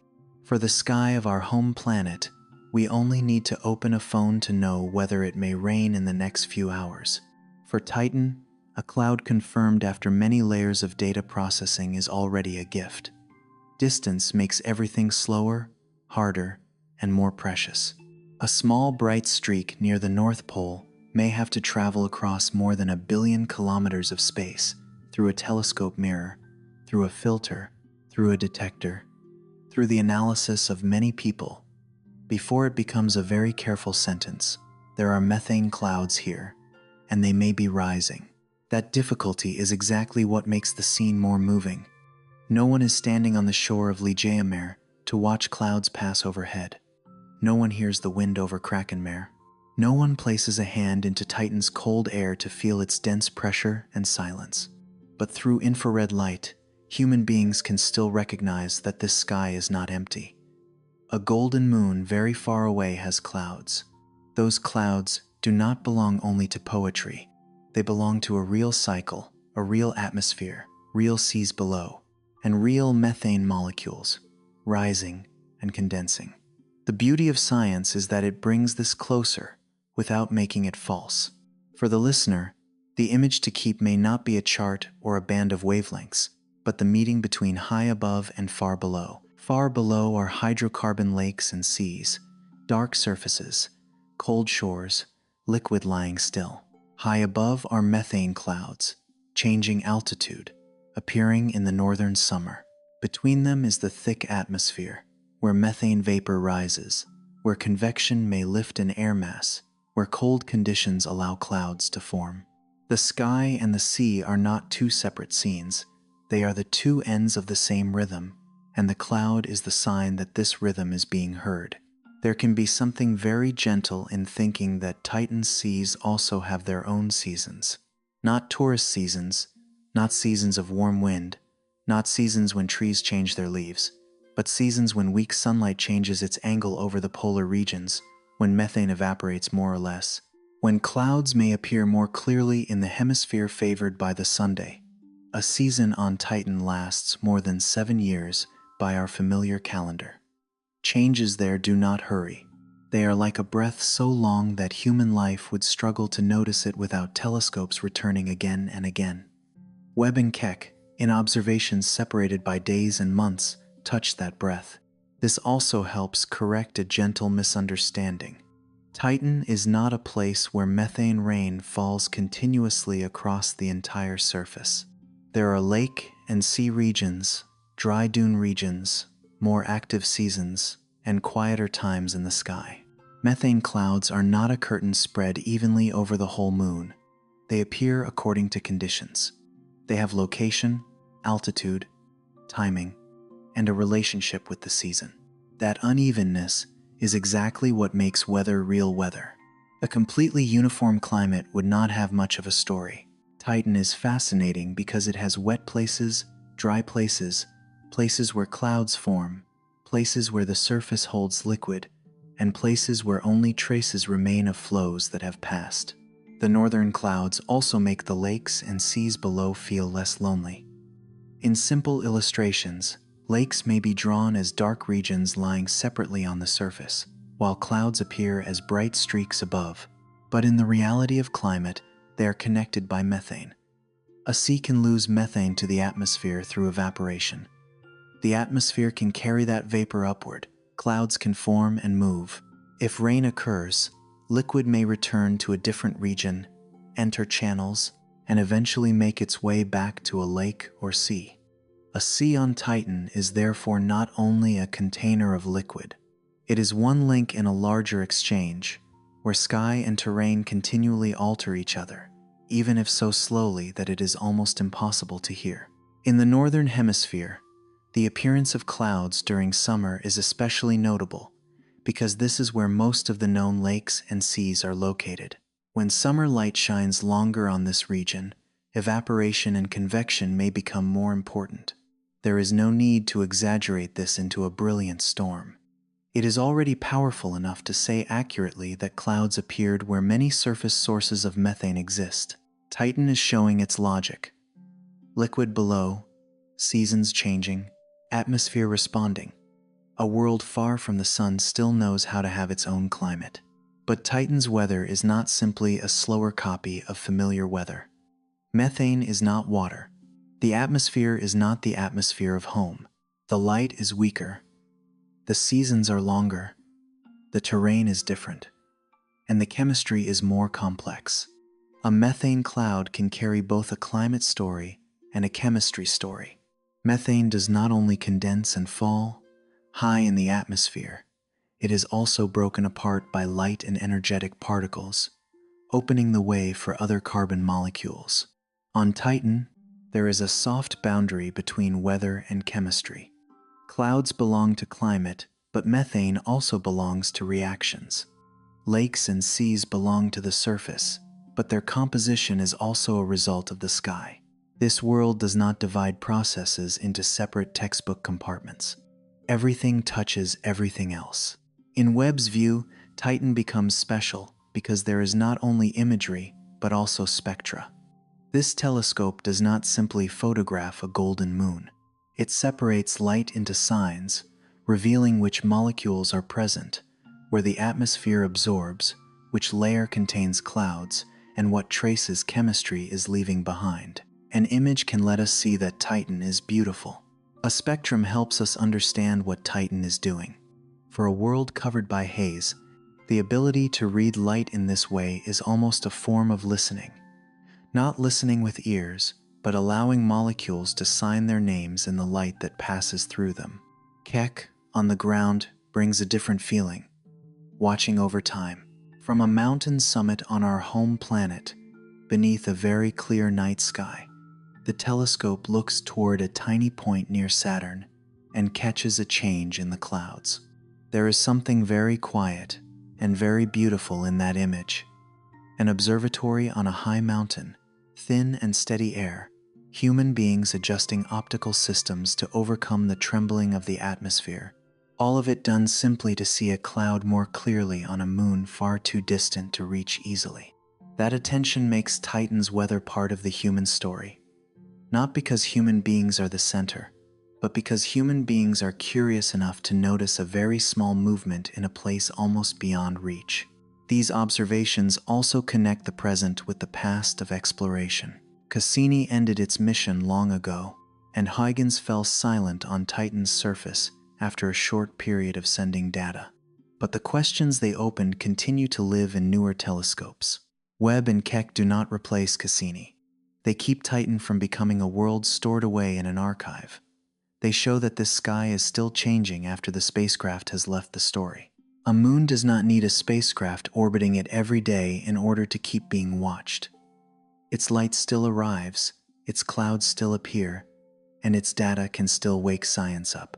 The northern clouds can be seen as a reminder that Titan exists within many different kinds of time. There is the time of a cloud, changing over a few days. There is the time of a season, stretching across many years. There is the time of lakes and seas, accumulating and evaporating through long cycles. There is the time of methane in the atmosphere, slowly broken down by light and energetic particles. There is the time of human beings, only a few decades of observation by spacecraft and telescopes. These layers of time overlap, making a small cloud streak in an infrared image no longer seem small. It becomes the place where different rhythms of the universe meet in a fragile signal. That fragility should remain in the voice of the story. There is no need to say that Titan is having a major storm. There is no need to turn methane clouds into certain rainfall. There is no need to exaggerate them into a sign of life. What is beautiful enough is this. Titan's sky has clouds. Those clouds appear near the hydrocarbon seas of the northern hemisphere, and over a few days, they seem to be lifted higher in the atmosphere. A small motion like that is enough to show that the methane cycle is not only a concept on paper. It is present in weather that is happening now. It can be seen, even indirectly, through telescopes built by a living species very far away. If we place feeling inside that data, we can hear a very gentle rhythm. Beneath the lake's surface, liquid rests. Above the lake's surface, methane molecules depart. In the atmosphere, methane vapor mixes with nitrogen. A mass of air is lifted. Clouds appear. A A telescope records the light. Data returns to Earth. Human beings look at a screen and realize the weather of a moon around Saturn has just revealed a movement. There is no applause in Titan's sky. No one is standing there to witness it. But in the quiet of science, that moment still has its own dignity. From these clouds, Titan becomes closer in a very strange way. It is not close because it is easy to reach. It is not close because it is friendly. It is close because it can be understood a little more. A moon once hidden by haze now has mapped lakes and seas, recognized flows, a measured atmosphere, monitored clouds, and seasonal changes placed within a larger story. Each discovery is like a small point of light on frosted glass. As more of those points appear, we do not destroy Titan's mystery. We only see that the mystery has structure, rhythm, and a reason to stay with it longer. The northern methane clouds also prepare the way for a deeper question, one that belongs not only to weather, but to the chemistry of the entire sky. Methane can evaporate and form clouds, but methane is also broken apart by sunlight and energetic particles from Saturn's environment. Those molecular fragments can then recombine into ethane and many more complex organic substances. If weather is the way methane moves between the surface and the atmosphere, then chemistry is the way methane is transformed along that journey. Titan does not only have clouds, Titan has a sky that is working, taking molecules apart and putting them back together, creating materials that can fall down and become part of the ground. Before moving deeper into that layer of chemistry, hold on to Titan's northern sky in a very quiet state. Below are dark, broad, cold seas of methane and ethane. Above are methane clouds appearing in the infrared vision of Webb and Keck. Between them is a thick column of atmosphere, where methane vapor can rise, where clouds can move higher, where rain may occur but was not directly seen in those observations. The uncertainty does not weaken the scene, it makes the scene more faithful to Titan, a world that always appears through signs, not through complete answers. And perhaps that is why those small clouds are so memorable. They are not only clouds, they are evidence that Titan's sky is changing, that the northern seas are not merely lying still beneath the haze, that methane is still moving through its states, that at the far edge of the solar system, a golden moon still has seasons, clouds, the possibility of rain, a slow cycle, and enough secrets for human beings to keep looking upward for many years to come. In the wide darkness around Saturn, Titan's weather does not need to be loud in order to be recognized. A single cloud rising is enough to show that this entire world is still breathing. Titan's sky is not only a golden-orange curtain covering the ground. If we look very slowly into that thick haze, it begins to seem more like a vast chemical workshop than a silent, empty space. There, weak sunlight from the sun, after traveling an enormous distance, still has enough energy to touch molecules. Energetic particles from the environment around Saturn also enter the upper atmosphere, disturbing, breaking, and rearranging tiny bonds that the human eye can never see. That sky is not standing still above the lakes and seas. It is quietly making material, changing the color of the entire moon, and sending fine organic particles down to the surface like a dusting of time. In the lower atmosphere, methane is connected with clouds, rain, lakes, and seas. But higher up, that light molecule enters a different fate. It is no longer only vapor that can condense into clouds, and no longer only a liquid that can fall from the atmosphere. Under the influence of ultraviolet light and energetic particles, a simple molecule made of carbon and hydrogen can be split into smaller fragments. A bond is broken. A hydrogen atom leaves. What remains becomes CH3, the methyl radical, a very short-lived but important chemical fragment. It is like a footprint just pressed into snow, almost ready to be erased by the wind, difficult to preserve, but if we catch it, we know that motion has just occurred. CH3 is special because it is neither the beginning nor the end. It is a moment in between, where a familiar molecule has been opened up but has not yet stabilized into something new. In chemistry, Intermediate links like this are often difficult to observe because they react quickly, exist for only a short time, and easily disappear into the next chain of transformations. When Webb detected signs of CH3 in Titan's atmosphere, the discovery did not simply add another molecular name to a list. It was like seeing a small gear turning inside the vast clockwork of the sky for the first time. We do not only know that there are ingredients and products, we see part of the process as it is happening. From reactive fragments like CH3, Titan's sky can create heavier molecules. Two small fragments can meet and form ethane, an important hydrocarbon in Titan's lakes and seas.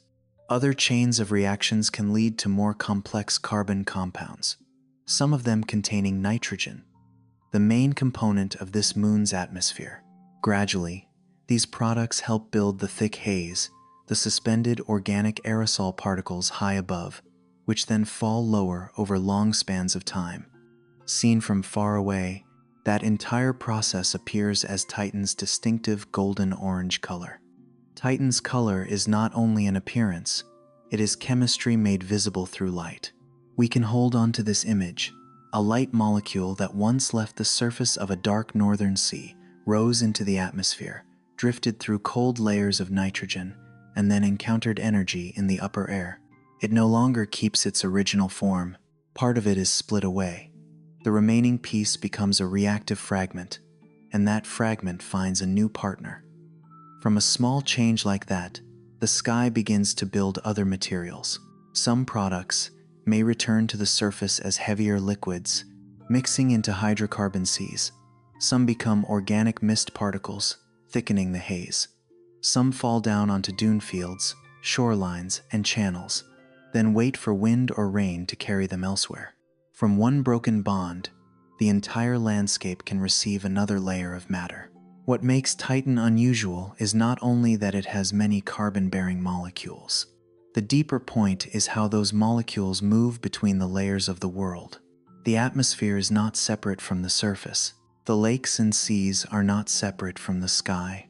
A reaction high above can create material that falls downward. A rainstorm can carry organic material into channels. A dune field may be built by wind from particles that began in atmospheric chemistry.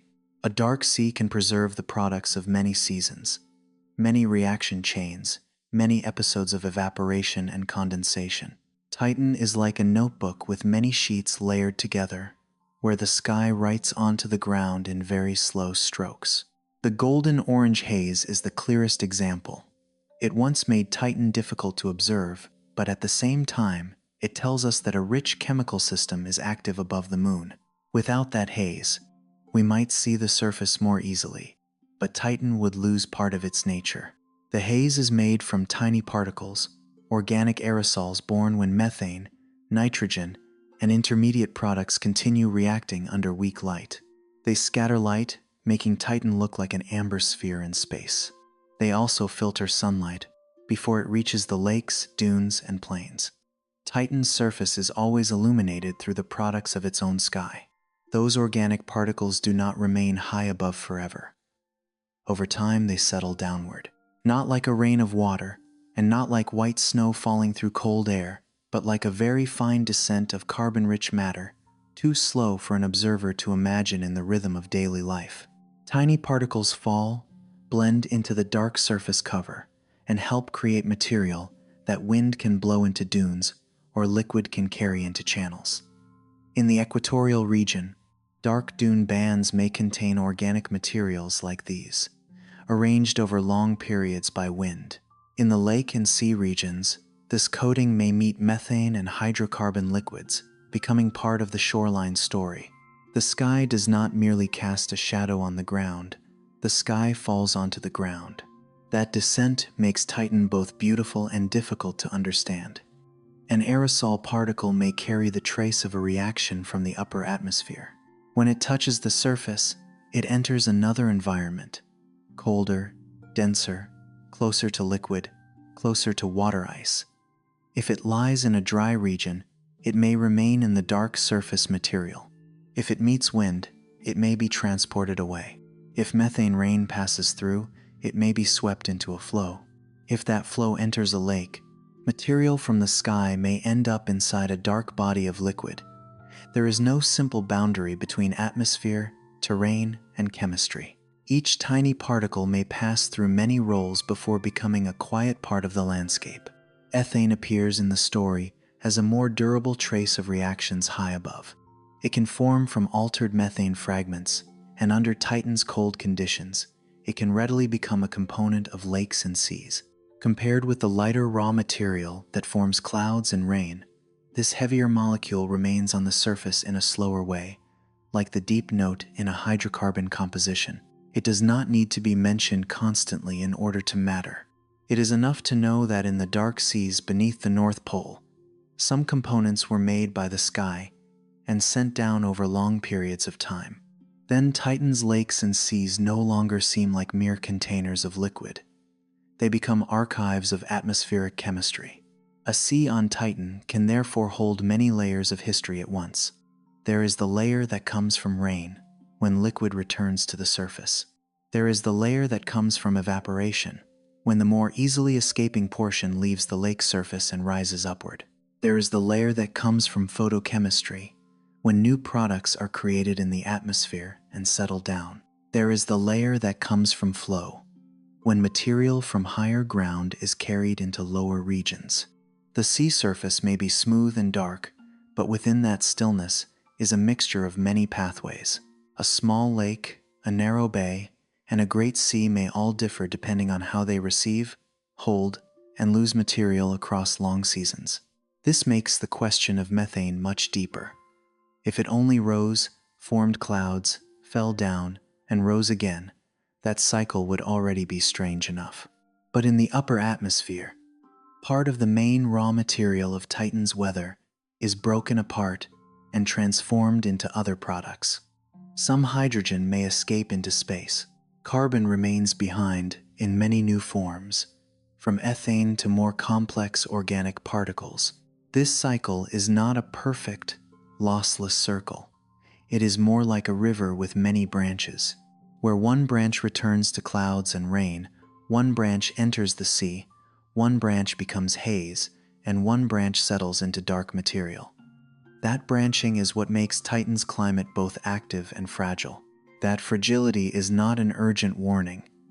Titan is not about to lose its weather on a timescale close to human life. The processes being described belong to far longer timescales, so long that what we call history is only a very brief interval. But scientifically, a real question remains. If this light molecule is constantly being broken apart, why does Titan still have enough of it to make clouds, rain, lakes, and seas? Is there a source replenishing it from inside the moon? Are there reservoirs beneath the ice crust that once released methane toward the surface?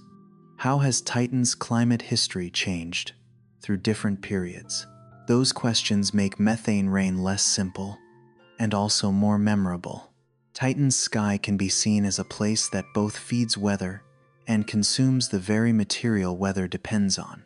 It allows vapor to condense into clouds, but it also uses light and energetic particles to take apart the molecules that make those clouds. It creates heavier products that can accumulate in the seas while reducing the amount of the original lighter material. It hides the surface with haze, but that haze is also evidence that reactions are still taking place. Titan's beauty lies in this imperfect balance. A world can sustain weather for a very long time, but that does not mean every part of it remains unchanged forever. When speaking about organic chemistry, we need to keep a gentle precision. The word organic does not mean living. It only means that the molecules contain carbon in ways familiar to the chemistry of life. But the presence of carbon does not automatically turn a place into a living world. Titan is fascinating not because we can rush to claim something beyond the evidence. It is fascinating because a cold, distant moon, without liquid water seas on its surface, can still create a rich system of carbon chemistry. Those molecules can drift in the atmosphere, fall to the surface, mix into hydrocarbon liquids, cover dunes, and open questions about prebiotic chemistry without needing to become sensational. Prebiotic chemistry is a phrase that should be heard slowly. It is not a promise of life. But a question about the steps before life can even be imagined. How complex molecules form, what environments they can survive in, where they may accumulate, and whether they ever have a chance to meet liquid water or other sources of energy. Titan has a cold surface with hydrocarbon lakes and seas, but beneath its icy crust, many models suggest that a deep liquid water ocean may exist. If organic materials from the sky have ever found a way to move downward or interact with that watery environment through geological processes, the question becomes even wider. Still, everything here requires caution. Life is not the conclusion. Chemistry is the doorway. That doorway is what makes Titan an important target for astrobiology. Not because it resembles our home planet, but because it is different in a valuable way. In a place too cold for liquid water on the surface, hydrocarbons become the active liquids. In a sky rich in nitrogen and methane, light creates organic aerosols. On an icy ground, material from the atmosphere can accumulate over millions of years. Titan shows that the universe can create complex chemistry under conditions unlike the biological intuition we are used to. That difference does not close the question. It makes the question broader, softer, and deeper. In this story, Webb does not only look at clouds. It also reads light to recognize chemical signs that the eye could never see. A powerful telescope does not only create beautiful images, it can separate light into spectra, allowing molecules to leave their own signatures. Each kind of molecule absorbs or emits light in different ways, like a very small signature. When the sign of CH3 appears, Titan's sky seems to send back a piece of evidence from the middle of the process. Not the surface, not the sea, not the cloud, but the invisible activity of chemical bonds. That makes Titan feel closer in a very strange way. We know not only what it looks like, but also part of what it is doing. A telescope cannot hear the sound of a reaction, but a spectrum of light can tell us that certain molecules are present. A small absorption line, a difference in an infrared signal, a sign that must be checked through atmospheric models. All of this can seem dry when placed in a table of numbers, but when brought back into Titan's story, these details become living traces of a working sky. A molecule appears high in the atmosphere, exists for a short time, reacts with another fragment, and then becomes a new product. Light passes through, carries that sign away from Titan, crosses a vast emptiness, reaches a telescope mirror, enters a detector, and finally becomes understanding in the human mind. A small reaction in the region of Saturn has traveled a very long way to be recognized. What is moving here is not that human beings control the process. It is the opposite. Human beings stand very far away and learn how to listen. No one interferes with Titan's sky. No one stirs its hydrocarbon seas. No one makes CH3 appear. All of this was happening there, in silence, before we knew how to see it. Science has only gradually become delicate enough to recognize it. There is humility in this kind of understanding. The universe does not need us in order to operate, but when we are patient enough, a very small part of that operation can become clear. The materials created in the sky also give Titan's surface its own special character. Dark organic coatings may affect how light is reflected, how the surface warms or cools, how liquid soaks in or flows, and how wind transports particles. In dune regions, that material may become long bands like frozen waves. In lake and sea regions, it may mix with shores and flows. In places where rain passes through, it may be carried into basins. The sky produces material, the surface rearranges material, and weather moves material. No process stands alone. A very gentle image can be kept here. Titan is like a vast dark room where the ceiling is constantly dropping extremely fine dust, while on the floor, cold pools of liquid quietly receive it. But that room has no walls, no lights, no people. It is a moon orbiting Saturn. The ceiling is the upper atmosphere, where light takes molecules apart. The floor is the icy surface with hydrocarbon lakes and seas, organic dunes, and channels. Over long spans of time, what falls from above changes the color, texture, and history of what lies below. The image is not technically perfect, but it is enough to help us feel one thing. Titan's sky does not merely cover the ground, it helps create the ground. That participation makes every concept more connected. Methane rain does not belong only to weather. It can also carry or affect organic material on the surface. Lakes and seas do not belong only to terrain. They can preserve the products of atmospheric reactions. Haze does not belong only to color. It is a chemical trace and a source of material. CH3 is not only a difficult molecular name to remember. It is a small piece of evidence showing that a chain of transformations is active. When these details are placed into the same rhythm, Titan is no longer a collection of strange facts. It becomes a system. And within that system, the question of methane's source becomes more and more important. If the main ingredient of weather is being consumed by chemistry, then perhaps Titan's sky must be replenished from somewhere. Some hypotheses point to reservoirs beneath the surface, which might be released through cold geological processes or through events in the moon's history. Ideas such as cryovolcanism, eruptions of cold material rather than hot lava have been discussed in Titan research, though the details still require much more evidence. What matters is not a certain answer, but the opening of the mystery. What is feeding Titan's weather, and how has that source changed over time?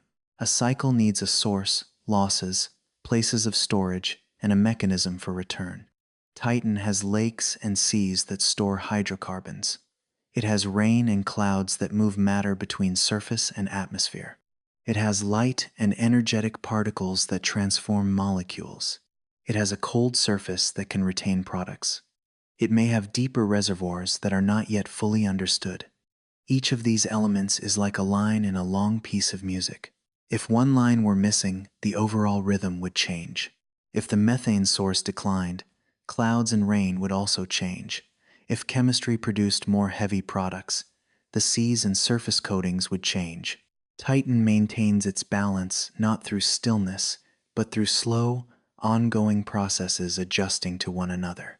We can feel this more peacefully by returning to that original golden-orange color. At first, that color looks like a secret. After we understand more, it begins to sound like a story.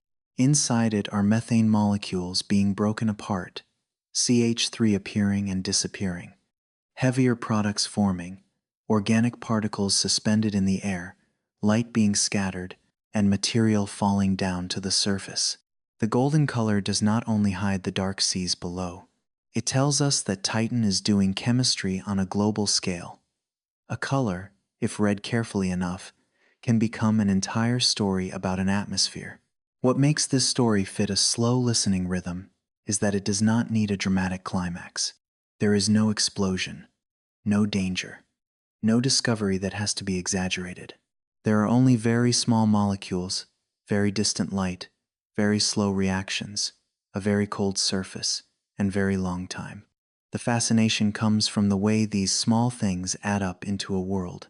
A bond broken in the upper atmosphere may help create the color of the whole moon.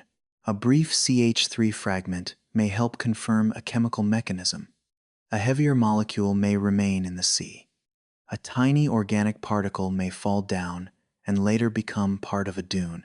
No detail is loud, but every one of them has a role. Titan, then, is not only a place where methane plays the role of water in weather. It is also a place where that same material is used by the sky to build a wider chemistry. In clouds, it is a vapor that condenses. In rain, it is the liquid that returns. In the upper atmosphere, it is a raw material being taken apart. In the haze, it leaves its trace in organic particles. In the lakes and seas, its products may remain for much longer. A simple molecule, placed in the right world, has become a bridge between climate, chemistry, and landscape. Above Titan's dark seas, the golden sky continues its work. Weak light still touches molecules. Reactive fragments are still being created and lost. heavier products can still form. Haze still stains the moon with amber color. Material is still falling too slowly for the human eye to feel, but long enough for the surface to remember. In that silence, Titan is not only covered by its atmosphere, it is shaped by its atmosphere, particle by particle, reaction by reaction, season by season. If we settle into one final image, we can see a very fine line running from sky to sea. High above, methane is broken apart by light and reveals CH3, a fleeting moment of chemistry alive in motion. Lower down, the golden haze softens the light. Closer to the ground, organic particles fall. At the bottom, hydrocarbon lakes and seas retain part of what the sky has made. There is no sound, no hurry, no final answer. There is only a distant moon turning weak light into chemistry, chemistry into haze, haze into material, and material into part of a cold landscape beneath Saturn. Some of the most beautiful things in the universe are not beautiful because they are eternal. They are beautiful because they are happening, because they are being held for some span of time between a very long past and an uncertain future. Titan carries that kind of beauty. Methane clouds in the golden sky, dark hydrocarbon lakes and seas in the north, flows that may wake after rain. All of these create the feeling of a world in operation. But inside that operation is a very quiet question. How long can the methane source feeding Titan's weather last? And what is keeping that cycle from going out? This question does not make Titan frightening. It makes Titan deeper. A methane rainstorm is not only a strange scene in the region of Saturn, it is the sign of a system that has to be maintained. To have clouds, the atmosphere must still contain enough methane vapor. To have rain, the atmosphere must allow that substance to condense and fall.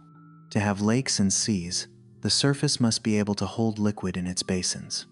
For that exchange to continue across many seasons, the main material cannot be lost faster than it can be replenished. Titan's quiet appearance, then, is not simplicity. It is a state of balance, far more fragile than it looks. High in the atmosphere, sunlight is still doing its silent work.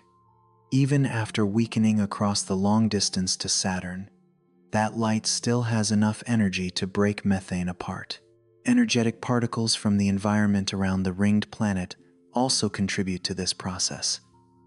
A molecule that rises from a lake or remains in the atmosphere does not keep its form forever. It may lose hydrogen, create reactive fragments, and enter chemical chains that lead to ethane. Heavier hydrocarbons, organic compounds containing nitrogen, and finally the haze particles that give Titan its golden-orange color. The sky feeds clouds, but that same sky is also consuming part of the material that makes clouds possible.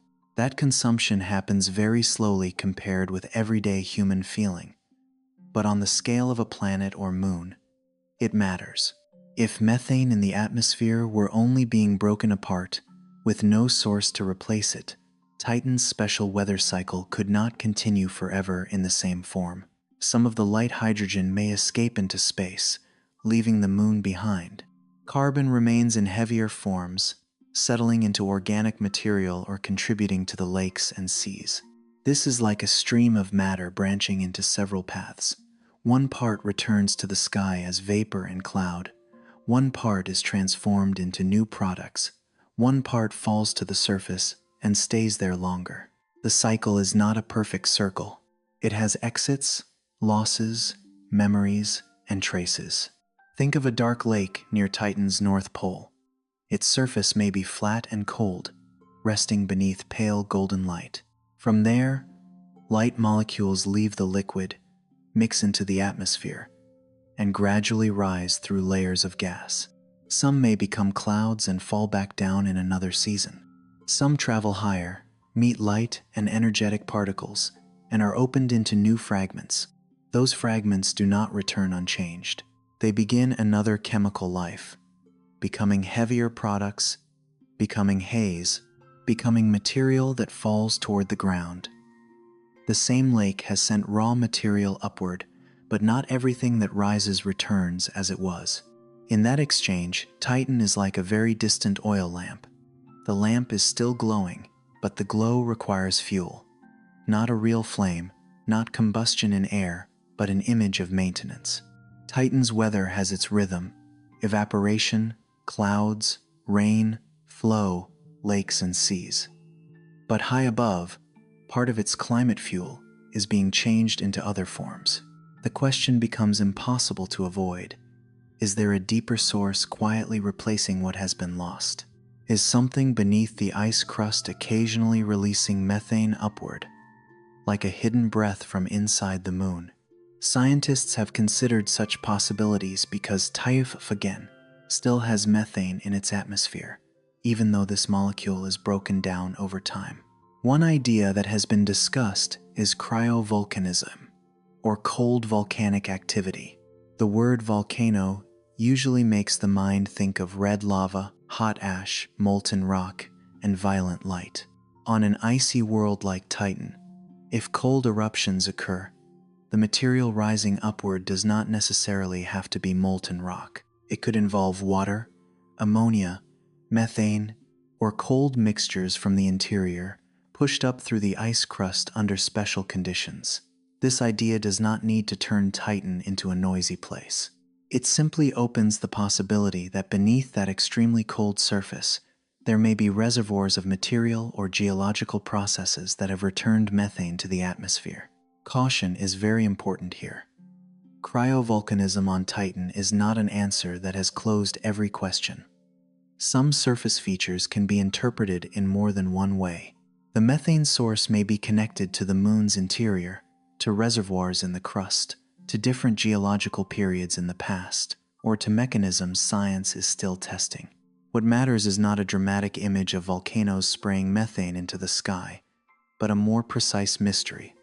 Titan has methane. Methane is being broken apart, and its long-term source remains an open question. That question makes the weather cycle feel more alive, because it shows that weather does not simply exist apart from the history of the entire moon. Beneath Titan's surface, there may be more reservoirs than the exterior suggests. Models have considered the possibility that hydrocarbons could seep into a porous ice crust, forming liquid-bearing layers similar to underground lakes or reservoirs, sometimes called alkanopher systems. If such reservoirs exist, they could exchange material with the surface in slow and complex ways. Methane may also be trapped inside special ice structures, such as clathrates, where gas molecules are caged within a framework of water ice. In a cold world, ice is not only a hard material lying still. It can store, lock away, release, or transform volatile substances over long periods of time. This image gives Titan more depth in the vertical direction. At the top is the golden-orange atmosphere, where methane is broken by light and turned into organic products. In the middle is the surface, with lakes and seas, dunes, channels, cold shorelines, and dark material. Below may be reservoirs, gas-bearing ice layers, and very slow pathways for liquids or volatile substances. Titan does not only have sky and ground. It may also have an interior memory, where things stored long ago still influence the present climate. A methane rainstorm falling today, if it occurs, may be connected to a source of material that has been preserved inside the moon since a much earlier time. This makes time on Titan layered. There is the time of a cloud, changing over a few days. There is the time of a season, lasting for years. There is the time of lakes and seas, accumulating and evaporating through long cycles. There is the time of atmospheric chemistry, where methane is broken apart and new products settle down. There is geological time, where reservoirs below may hold material across periods far longer than human history. When those layers of time overlap, a weather cycle is no longer a simple story of today and tomorrow. It becomes part of the very long life of a moon. There is something gentle in the fact that none of these layers of time needs to hurry. Titan does not change through fast scenes like those in cinematic imagination. Most of its processes unfold in cold, in weak light, through long seasons, slow reactions, and motions that are difficult to see. A lake may keep almost the same appearance across many years of observation. A layer of haze may continue coloring the moon as it has for a very long time. An internal source, if it exists, may release material over spans of time too long for a listener to feel directly. But slowness does not make these processes less real. On the contrary, it makes Titan a place especially suited for thinking about cycles larger than a human life. Seen from far away, Titan might seem like a stable world, a golden sphere with the same dark lakes and seas, the same thick atmosphere. But stability does not mean immutability. A system can keep a similar appearance for a long time because flows of matter are compensating for one another. Methane is broken apart, heavier products accumulate, some hydrogen escapes, the surface holds liquid, the atmosphere makes clouds, and there may be a source of replenishment from below. These processes do not cancel one another perfectly, and they do not necessarily remain balanced forever. They are simply creating the state of Titan that human beings have the chance to observe at this moment. That feeling is important. Human beings do not look at Titan from outside time. We see it in a slice of time. Cassini, Huygens, Webb, Keck, and other telescopes have touched only a very short segment of the moon's long history. Perhaps Titan had more methane in the past. Perhaps in the far future, this cycle will weaken, change form, or shift into another state. Perhaps the present lakes and seas are the legacy of earlier climate periods, maintained by sources of replenishment that are not continuous. These possibilities do not take away from the beauty of Titan today. They make that beauty more precious because it belongs to a specific era of an evolving world. A cycle that may not last forever is not necessarily a sad cycle. Every cycle in the universe has conditions. Glaciers need the right climate. Stars need fuel. Atmospheres need to be held by gravity and temperature. Clouds need vapor, cold, and motion. Lakes need replenishment greater than loss over some period of time. Titan reminds us of this in a very distant language. For methane rain to keep falling, the atmosphere must still contain methane. For the atmosphere to keep containing it, the losses must be replenished, or not enough time has passed to drain the system. For the surface to have seas, liquid must be retained through long seasons. None of this is obvious. Because it is not obvious, every cloud on Titan gains more weight. A methane cloud is no longer only a sign of weather in a moment. It is evidence that the cycle is still active. A dark lake is no longer only a region of cold liquid. It is a storage place within a system that has not gone out. A haze particle does not only make the sky opaque. It is a sign that methane is being transformed, that the atmosphere is doing chemistry, that matter is shifting from one form into another. Every detail belongs to a network with conditions for its maintenance, and that network has a history. Perhaps in a very distant future, if the methane source is not replenished enough, Titan's sky will be different. Methane clouds may become fewer, rain may become rarer, lakes and seas may change composition, becoming richer in heavier products or losing more of the easily evaporated components. The haze may also change as the atmospheric source material changes. The surface would still be Titan, but it would no longer be the Titan human beings are observing today. That is not a scene to fear. It is simply the truth of worlds. They have eras, phases, and climates that do not stand outside the flow of time. This helps us understand the beauty of Titan's present in a softer way. In the cosmic moment, when human beings are alive, that moon still has a thick atmosphere. There is still methane in the air. There are still hydrocarbon lakes and seas on the surface.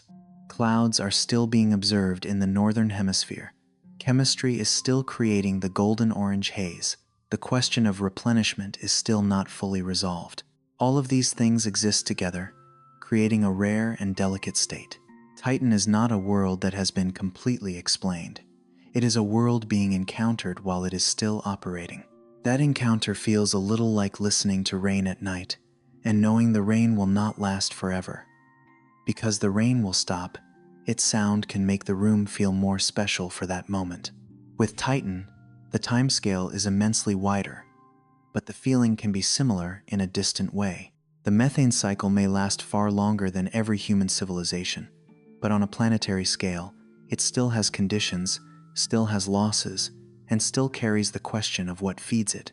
A beauty does not need to be eternal in order to be memorable.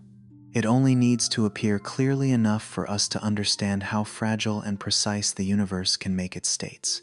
In Titan's atmosphere, the loss of hydrogen to space is a small detail with deep meaning. Hydrogen is a light element, more able to escape the gravity of a celestial body if it gains enough energy. When methane is broken apart, hydrogen can take part in processes that allow it to leave the atmospheric system. Carbon remains behind in heavier molecules, in haze, and in surface material. In this way, Titan does not only circulate matter, it also sorts matter over time. The lighter part can travel farther away. The heavier part tends to remain, accumulating, making the sky more opaque, the surface darker, and the lakes and seas more complex. There is a quiet, almost meditative quality in the way these elements follow their own fates. Hydrogen is light, rises, and may leave. Carbon is heavier and remains in new forms. Nitrogen forms the foundation of the thick atmosphere. Methane becomes the bridge between weather and chemistry. Ethane and other organic products become the slower memory of reaction. There is no will in any of this, only law. But law, when seen for long enough, can also carry beauty. Titan is where that beauty appears as a golden sky and dark seas. If replenishment comes from within, Titan becomes even more like a world breathing through both its surface and its depths. Not a biological breath, but a cold geological breath. Material held in the crust or beneath the crust, then, under certain conditions, brought toward the surface or into the atmosphere. Processes like these, if they have occurred, may not leave signs that are easy to read. The surface is covered by haze products, revised by wind and liquid, erased or partly hidden by methane rain. Searching for Titan's methane source is therefore not like finding an open faucet. It is more like reading a history rewritten many times, where each trace may belong to more than one cause. This explains why Titan still has many gaps in our understanding. Science knows enough to say that this moon has a methane cycle, hydrocarbon lakes and seas, a thick atmosphere, and complex organic chemistry. But the long-term source of methane, the climate changes across different eras. The way the lakes and seas may exchange with underground reservoirs, and the role of cryovolcanism all still need to be tested with new data. The mystery here is not a mystical fog. It is the part that has not yet been measured enough, observed enough, or distinguished clearly among different models. A real scientific mystery often has this shape, not an infinite vagueness, but many reasonable paths waiting for evidence. In that waiting, Titan continues to orbit Saturn. The northern seas still lie beneath the golden sky. The seasons still change with the long orbit. Methane still takes part in clouds and rain, while also being transformed by chemistry high above. The haze still softens the light. Organic particles may still fall to the surface. If there is an internal source, it is still working at its own rhythm, or it has left a legacy from the past. None of this has to unfold before human eyes in order to matter. Most of the universe operates without witnesses, but when we understand even a part of it, that silence becomes closer. One of the gentlest ways to think about Titan is as a world borrowing methane from time. Perhaps some of it comes from reservoirs inside. Perhaps some was released during earlier periods. Perhaps the present lakes and seas are the result of redistribution across many seasons. Whatever the specific source may be, methane in the atmosphere is not simply there. It is being used, transformed, stored, partly lost, and possibly replenished. It is a very slow borrowing and returning between the sky, the surface, space, and perhaps the deep interior of the moon. That image does not need to feel too sorrowful. A world with a finite cycle can still be radiant in its own way. Stars also have lifetimes. Oceans also have histories. Atmospheres also evolve. Even more familiar planets do not keep the same climate forever. Titan is simply showing that truth through a different material. Methane instead of water, hydrocarbons instead of blue oceans, organic haze instead of a clear sky. Its cycle may be a long chapter in the life of the moon, but it is not necessarily the entire story from beginning to end. Perhaps it is exactly this ability to change that makes Titan worth listening to. If everything there remained forever unchanged, the story would lose part of its life. If everything disappeared too quickly, all we would feel is regret. Titan lies between those two states, stable enough to have lakes, seas, clouds, and rain, fragile enough to raise the question of what feeds them, distant enough to keep its mystery, close enough in data for human beings to follow. A state like that is rare. It is like a slow piece of music being played at the outer edge of the solar system, where each note lasts far longer than our breath. When we look back at the dark seas, the golden color of the atmosphere suddenly gains another meaning. It is not only the color of haze, it is the color of methane being transformed. When we think of the northern clouds, they are not only signs of weather, they are also signs that enough raw material still remains for the atmosphere to form condensed structures. When we think of methane rain, it is not only a curious image, it is the temporary return of a substance moving through many different pathways. Everything becomes more precious once we understand that none of it stands outside time. Somewhere on Titan, a small lake may shrink during a long dry season. Somewhere else, a great sea may still hold its dark, flat surface. A cloud may rise in the northern sky. An organic particle may fall onto a dune field. A light molecule may be split apart by sunlight high above, leaving hydrogen with a chance to escape into space. None of these scenes needs to be seen as a disaster. They are simply the natural life of a cold world. Titan is not quiet because nothing is happening. Titan is quiet because what happens there unfolds too slowly, too deeply, and too far away to become noise in ordinary imagination. If one day new observations reveal Titan's methane source more clearly, the story will not lose its beauty. It will simply gain another layer. Perhaps the source lies deep within the ice crust. Perhaps underground hydrocarbon reservoirs play a larger role. Perhaps cold eruptive processes were more important in the past. Perhaps the surface and atmosphere exchange in ways that current data only begins to suggest. Each possibility, if confirmed, will make Titan more specific, not less wondrous. Science usually does not destroy the feeling of awe. It moves that feeling from vagueness into precision. And for now, Titan still holds its question in the golden sky. Methane is making weather, but chemistry is also taking it away. Lakes and seas are storing liquid, but also losing some of it to the atmosphere. The sky is forming clouds, while also forming haze. The surface is receiving products from above, perhaps hiding or recording traces of deeper sources. A cycle like this is not a perfect circle. It is more like a slow-living network, with inflows, outflows, places of accumulation, places of loss, and places still unknown. What remains is a feeling of vast temporariness. Not temporary over days, years, or centuries, but temporary on the scale of celestial bodies. Titan is in a methane era. In that era, rain can fall without being made of water. Lakes and seas can rest beneath an orange sky. Clouds can appear over the polar regions, and chemistry can create organic material that coats the ground. That era may still be very long, so long that human beings can hardly feel it. But it is still an era, a state in the history of the moon, not an unchanging truth. There is peace in accepting that. A world does not need to remain forever in the same form in order to be loved through curiosity. Titan, with its slow and possibly finite methane cycle, teaches us that the beauty of the universe often lies in temporary states of balance. A sky can still have clouds, while the source of those clouds is gradually being transformed. A sea can still be flat, while its composition changes through the seasons. A rainstorm can fall during an age when that very kind of rain, in the very distant future, may no longer be quite the same. Beneath the golden orange haze, Titan continues to keep the secret of what feeds its weather.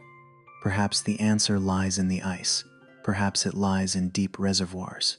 Perhaps it lies in a cold geological history that unfolded long ago.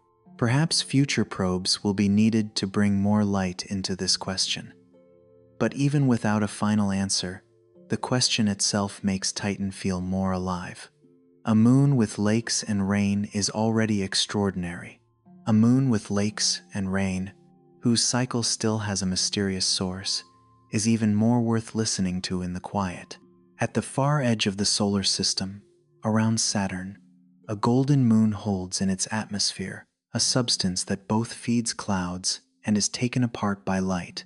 It sends molecules into the sky, receives them back in rain, turns some into haze, keeps some in seas, loses some to space, and may be replenished from deeper places human beings have not yet clearly seen. Nothing in that pathway is loud, but it is precisely the slowness, the incompleteness, and the possibility of change that give Titan its own kind of beauty. The beauty of a world still living in its era of methane rain. There will be a very strange moment in the history of Titan exploration. A small object made by human beings will not only fall through that golden, orange sky, not only touch the cold ground, and then fall silent, but will lift itself up and fly. On a moon around Saturn, where water is as hard as rock, where rain may be made of methane, where sunlight passes through a thick haze before reaching the dark dunes, a machine will use the very atmosphere that once hid Titan to go deeper into its secrets. The name of that machine is Dragonfly. The name sounds light, almost as if it belongs above warm ponds in the late afternoon, but the place it is headed is so cold that every familiar image of ponds, summer, and thin wings becomes distant. Titan has no blue water surface to reflect a dragonfly's wings. It has hydrocarbon lakes and seas in the polar regions, a murky golden sky, dark dunes stretching near the equator, and organic material that has fallen from the atmosphere over very long periods of time. The name is not beautiful in the ordinary gentle sense. It is beautiful because an image of delicate motion has been borrowed for a mission to a world heavy with mystery. The very thing that once made Titan difficult to understand becomes part of the new way to explore it. The thick atmosphere blurred its surface from human eyes, forcing lakes, seas, channels, and dark dunes to be recognized through radar, infrared observations, and many years of patience. But that atmosphere is also thick enough to lift rotors. Titan's gravity is much weaker than the gravity of our familiar planet, so a machine can fly there in a way very different from flying through the air near us. Titan hides its face with haze, and then that same haze becomes the pathway. There is a strange fairness in this.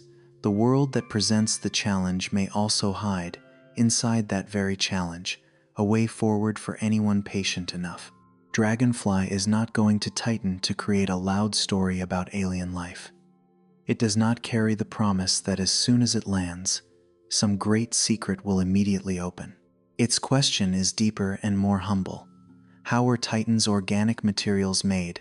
How did they fall from the sky to the ground? How did wind gather them into dark regions? And where in the past might they have met liquid water long enough for new chemical reactions to occur? This is not a declaration about living beings. It is science asking about the very early steps of complexity, before the idea of life can even be placed on the table in a serious way. So the place Dragonfly is heading is not necessarily the shore of the famous methane seas. Those dark seas near the North Pole have made Titan almost impossible to forget.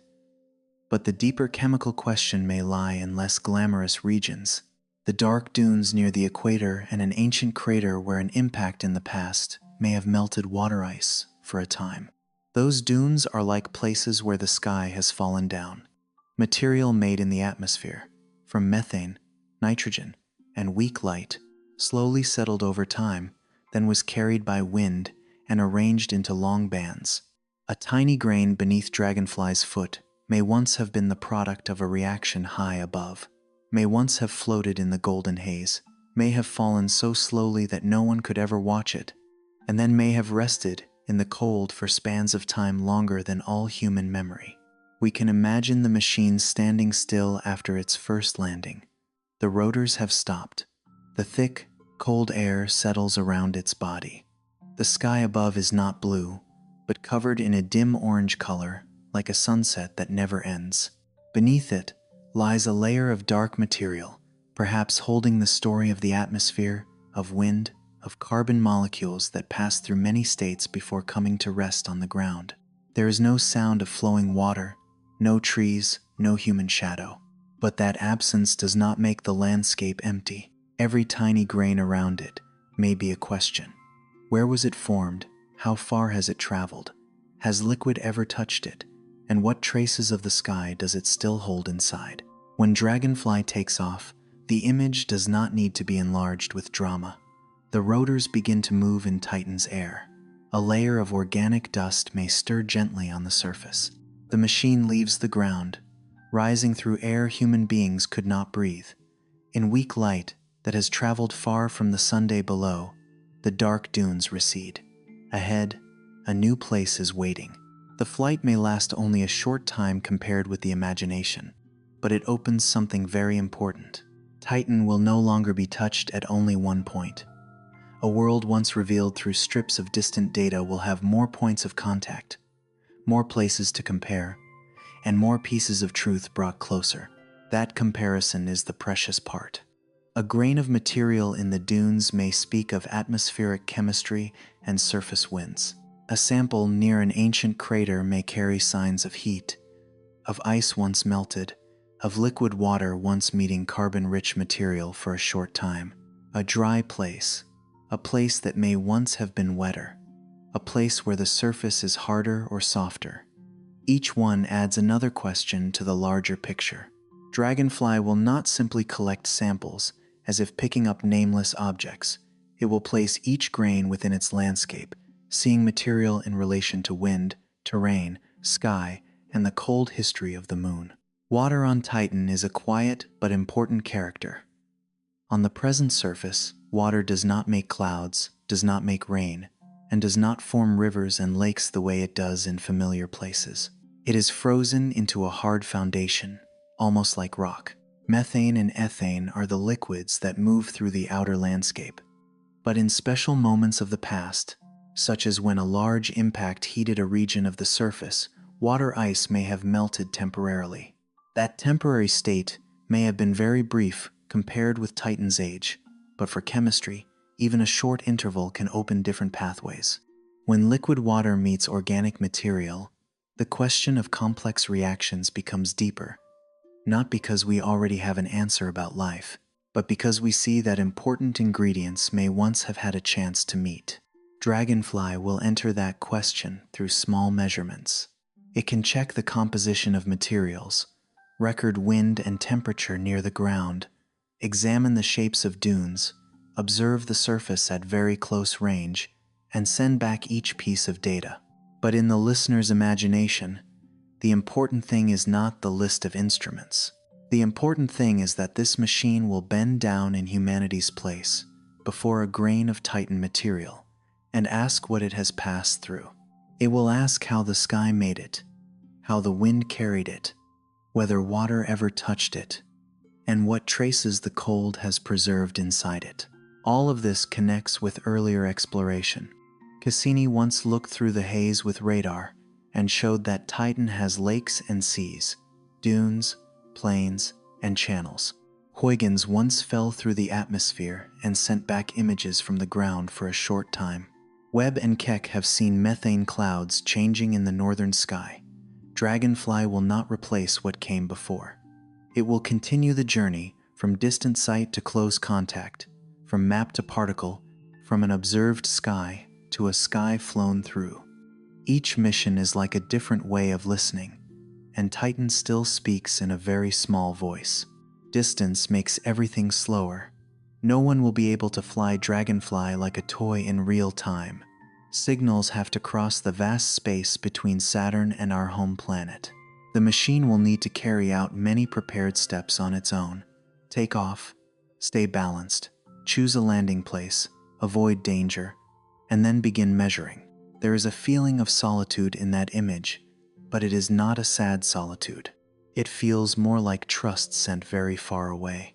Human beings cannot stand beneath Titan's sky, so they have sent a small object carrying their curiosity so that it can fly in a place where no one can breathe. Perhaps the most beautiful scene is not dragonfly flying high, but dragonfly resting between flights. The orange sky bends over it. The rotors are still. A dark dune field stretches around it. The machine begins reading the surface through careful measurements. From that place, data will leave Titan, cross space, and return to Earth after a long journey. Long after weak light has touched that moon, human beings receive an image, a chemical sign, a number describing the cold air, a fragment of information about dark material. Not a thunderclap of discovery, but a new line in Titan's very slow book. Those small lines of data can make a distant world feel more real. If the material in the dune regions is what models predict, we understand more about how the sky creates matter and how wind arranges it. If the area near the crater shows different traces, we understand more about the role of temporary liquid water. If the weather near the ground has its own rhythm, we understand more clearly that the thick atmosphere is not only a curtain, but an environment living in its own way. If the surface is softer, harder, smoother, or more layered than imagined, distant maps will be read again in a new light. Science does not grow only through discoveries that shock us. It grows through things becoming more precise. Dragonfly gives Titan's story a more human feeling, even though no human being is there. It is the wish to touch a place closely even when that place is not made for us, but not in order to possess it. It is the wish to understand another world through that world's own conditions. Titan has a thick sky, so the machine will fly through that thick sky. Titan has organic material falling from the atmosphere, so the machine will read that material on the ground. Titan has water hidden in ice and in the history of impacts, so the machine will search for traces of the times when water may have appeared. That approach is not loud, it is almost respectful. In the image of Dragonfly, many threads of Titan come together. The sky that once took methane apart and made haze will become the air around the rotors. The organic particles that once settled down from above will lie beneath the machine. The dark dunes will speak of wind. The ancient crater will suggest heat and temporary liquid water. The methane lakes and seas in the north, even if they are not the main landing region, will still remain in the background of the whole story, because they remind us that Titan has a liquid cycle unlike any place near us. A machine flying across Titan is not only moving between points on a map, it is moving through the relationships among sky, surface, chemistry, and time. If data from Dragonfly returns one day, Titan may not become simpler. It may become deeper. A tiny grain may be more complex than expected. A place that seemed dry may carry the memory of liquid. An ordinary sample may also place limits on hypotheses, showing what did not happen or what happened less than we thought. In science, both confirmation and surprise have value. A distant world does not have to give human beings one single secret. It can offer small pieces, and those pieces are what make the picture stronger. Titan will still be very far away. Dragonfly will not bring Saturn closer, will not make the golden sky friendly, and will not turn that moon into a place where human beings can walk. But it will make the distance more meaningful. Between the listener's quiet room and the dark dunes beneath Titan's sky, a thin stream of data will cross space. In that stream may be the composition of an organic grain, the shape of a dune, a trace of liquid water in the past, the rhythm of wind near the ground, or simply a new image showing that Titan is still cold, hazy, strange, and full of questions. At the outer edge of the solar system, that golden moon still orbits Saturn. The seasons still move slowly. Methane clouds may still appear. Lakes and seas still lie near the poles. Material from the sky still settles onto the surface. And in the future, a machine named Dragonfly may lift itself into the thick air, fly across the dark dunes, land from place to place, and listen to Titan through small measurements. It will not break the silence of that moon. It will only give that silence more shape, more detail, and a little more light, enough for human beings to understand how strange the universe can make its worlds, even in its farthest and quietest places. After all the dark lakes, the distant clouds, and the organic particles falling from the golden-orange sky, Titan leaves behind a very strange feeling. A completely distant world can make one of the most familiar things feel new again. Rain is one of the most ordinary images in human life. It falls on roofs, on streets, on leaves, on blue seas, on lit windows at night. We often think we understand rain because we have heard it so many times. But Titan reminds us that rain is not only water falling down. Rain is one way a world exchanges material between sky and ground. On our familiar planet, water does that work. It evaporates from oceans, lakes, rivers, and damp soil. It rises into the atmosphere, condenses into clouds, falls as rain or snow, flows through rivers, seeps into the ground, returns to the sea, and begins again. That cycle is so familiar that it almost becomes invisible in the mind. Only when we look toward Titan, where that same role is given to another liquid in deep cold, do we realize that the important part is not the name of the liquid, but the conditions that allow it to move, change state, form clouds, make rain, fill basins, and draw very slow channels across the surface. Titan is not a copy of home, nor is it a strange version invented only to make a beautiful comparison. It is its own world, with a thick, nitrogen-rich atmosphere, methane taking part in weather, ethane and other hydrocarbons resting in lakes and seas, water frozen into a hard foundation, and organic haze tinting the sky amber. There, familiar things appear only in form: clouds, rain, lakes, seas, flows, shores, dunes, seasons. But the material is different, the temperature is different, the light is different, the rhythm of time is different. It is exactly this mixture of resemblance and difference that gives Titan its quiet power. If we look only at the distance, Titan is too far away to seem connected to daily life. It orbits Saturn, in a region much colder and darker, where sunlight has weakened after a long journey through space. No one can stand beside a hydrocarbon lake and hear rain falling with human ears. No one can open a window and watch Titan's northern clouds drift past. But science has allowed human beings to recognize the signs of a climate there. Lakes and seas on the surface, channels, wind-shaped dunes, clouds observed in infrared, and atmospheric chemistry creating the golden haze.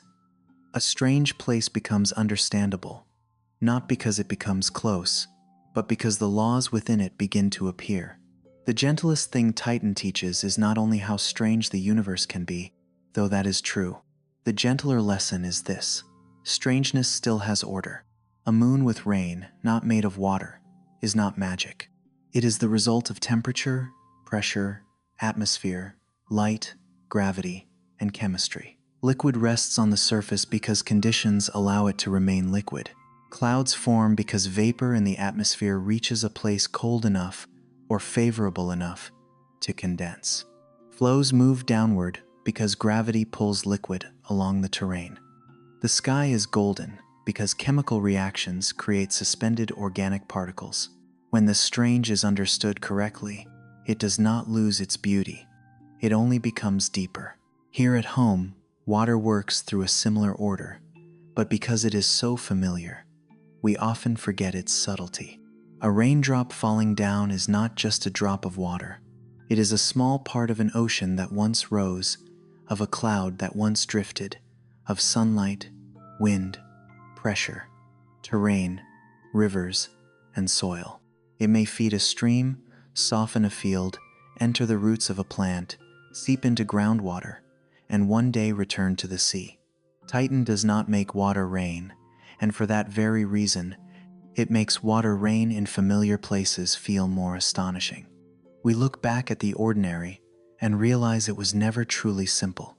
Each world has its own material for writing weather. On our familiar planet, water is the main language of clouds and rain. On Titan, methane and lighter hydrocarbons hold part of that role in the cold.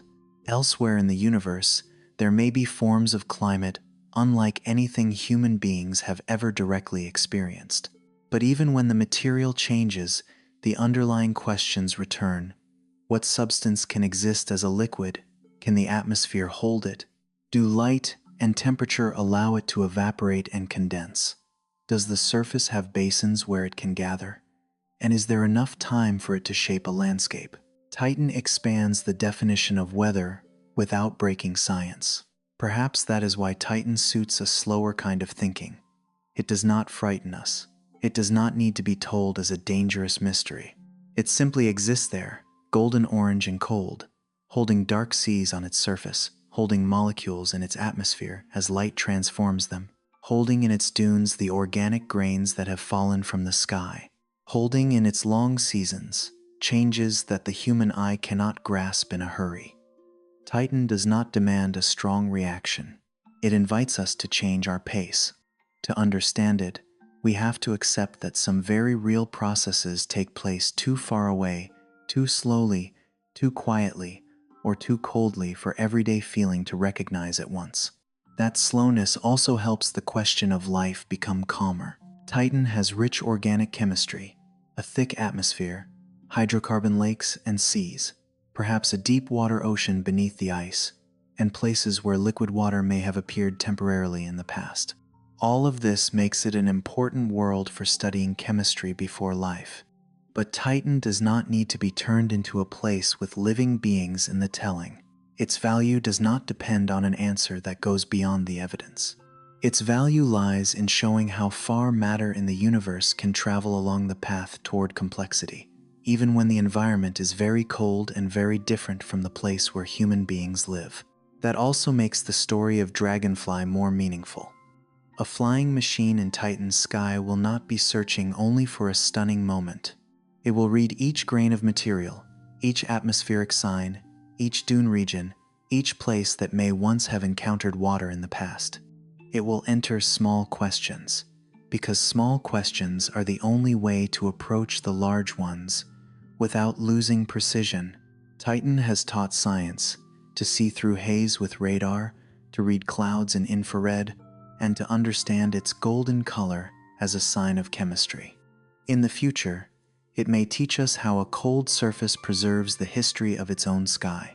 When we think of all this, methane rain is no longer only a curious idea used to begin the story. It becomes the doorway into Titan's entire system. From rain, we move to lakes and seas. From lakes and seas, we move to the atmosphere. From the atmosphere, we move to haze and organic chemistry. From chemistry, we move to the question of how methane can be sustained. From that question, we move into the moon's interior, to reservoirs, to the possibilities of cold geology. From Dragonfly, we move toward the future of touching Titan more closely. One imagined raindrop in a golden sky has opened an entire world. But when all those images settle, what remains is not a list of discoveries. It is a slight change in the way we see. Rain is no longer obvious. The sky is no longer only the space above. A lake is no longer only a place where water gathers. A distant world is no longer a cold object outside life. Titan softens familiar concepts, widens them, and makes them less self-assured. It says that the universe is not required to use the same material to create similar forms. There can be seas that are not blue.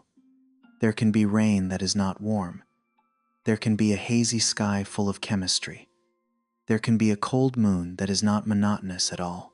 Here at home, every rain afterward can carry another layer of meaning. When water falls on a roof, we may remember that in a very distant place, another liquid can also fall from clouds. When we see a lake surface tremble under the wind, we may remember that Titan also has dark seas lying still beneath weak light. When clouds gather before rain, we may remember that clouds on Titan are also signs of vapor, season, atmosphere, and liquid below. That comparison does not make our familiar planet less special. On the contrary, it makes everything close to us feel more precious. Liquid water on the surface, a clear blue sky, wide oceans, a climate balance just enough. All of it begins to look like a delicate equilibrium, not a default background. Titan also reminds us that understanding always arrives through many ways of seeing. The human eye cannot pierce the haze, so people learn to use radar. One landing was not enough. So many years of data were joined together. A tiny cloud far away is not easy to see, so telescopes have to read light in other wavelengths. A chemical question cannot be answered by imagination, so more direct measurements will be needed in the future. No single path opens the whole secret at once. The truth of a world often arrives like very light rain, drop by drop, sign by sign, layer by layer of evidence, until the surface of understanding slowly grows wetter. Perhaps that is a beautiful way to leave Titan in the mind. Not with a closed conclusion, but with an open feeling. Titan still holds many unknowns. Its long-term methane source remains a question.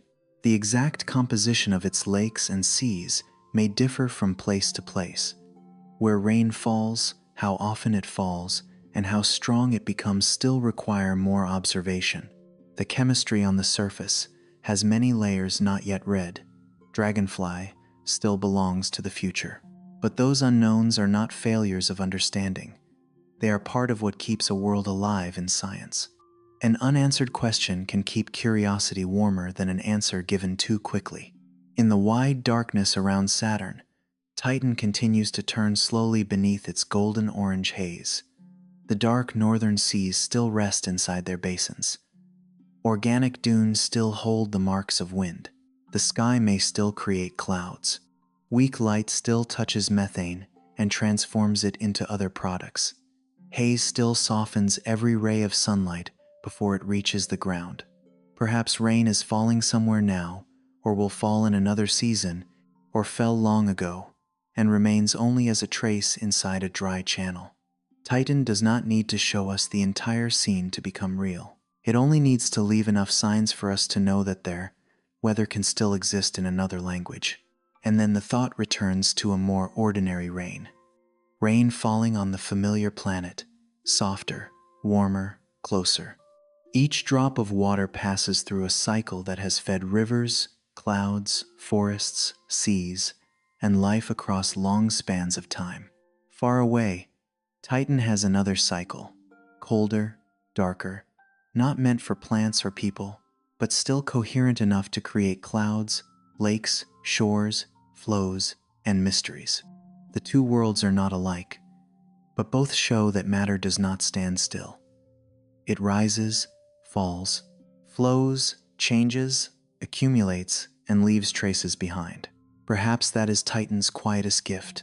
It lets us hear rain again with new attention. Not rain as habit, but rain as part of a working universe.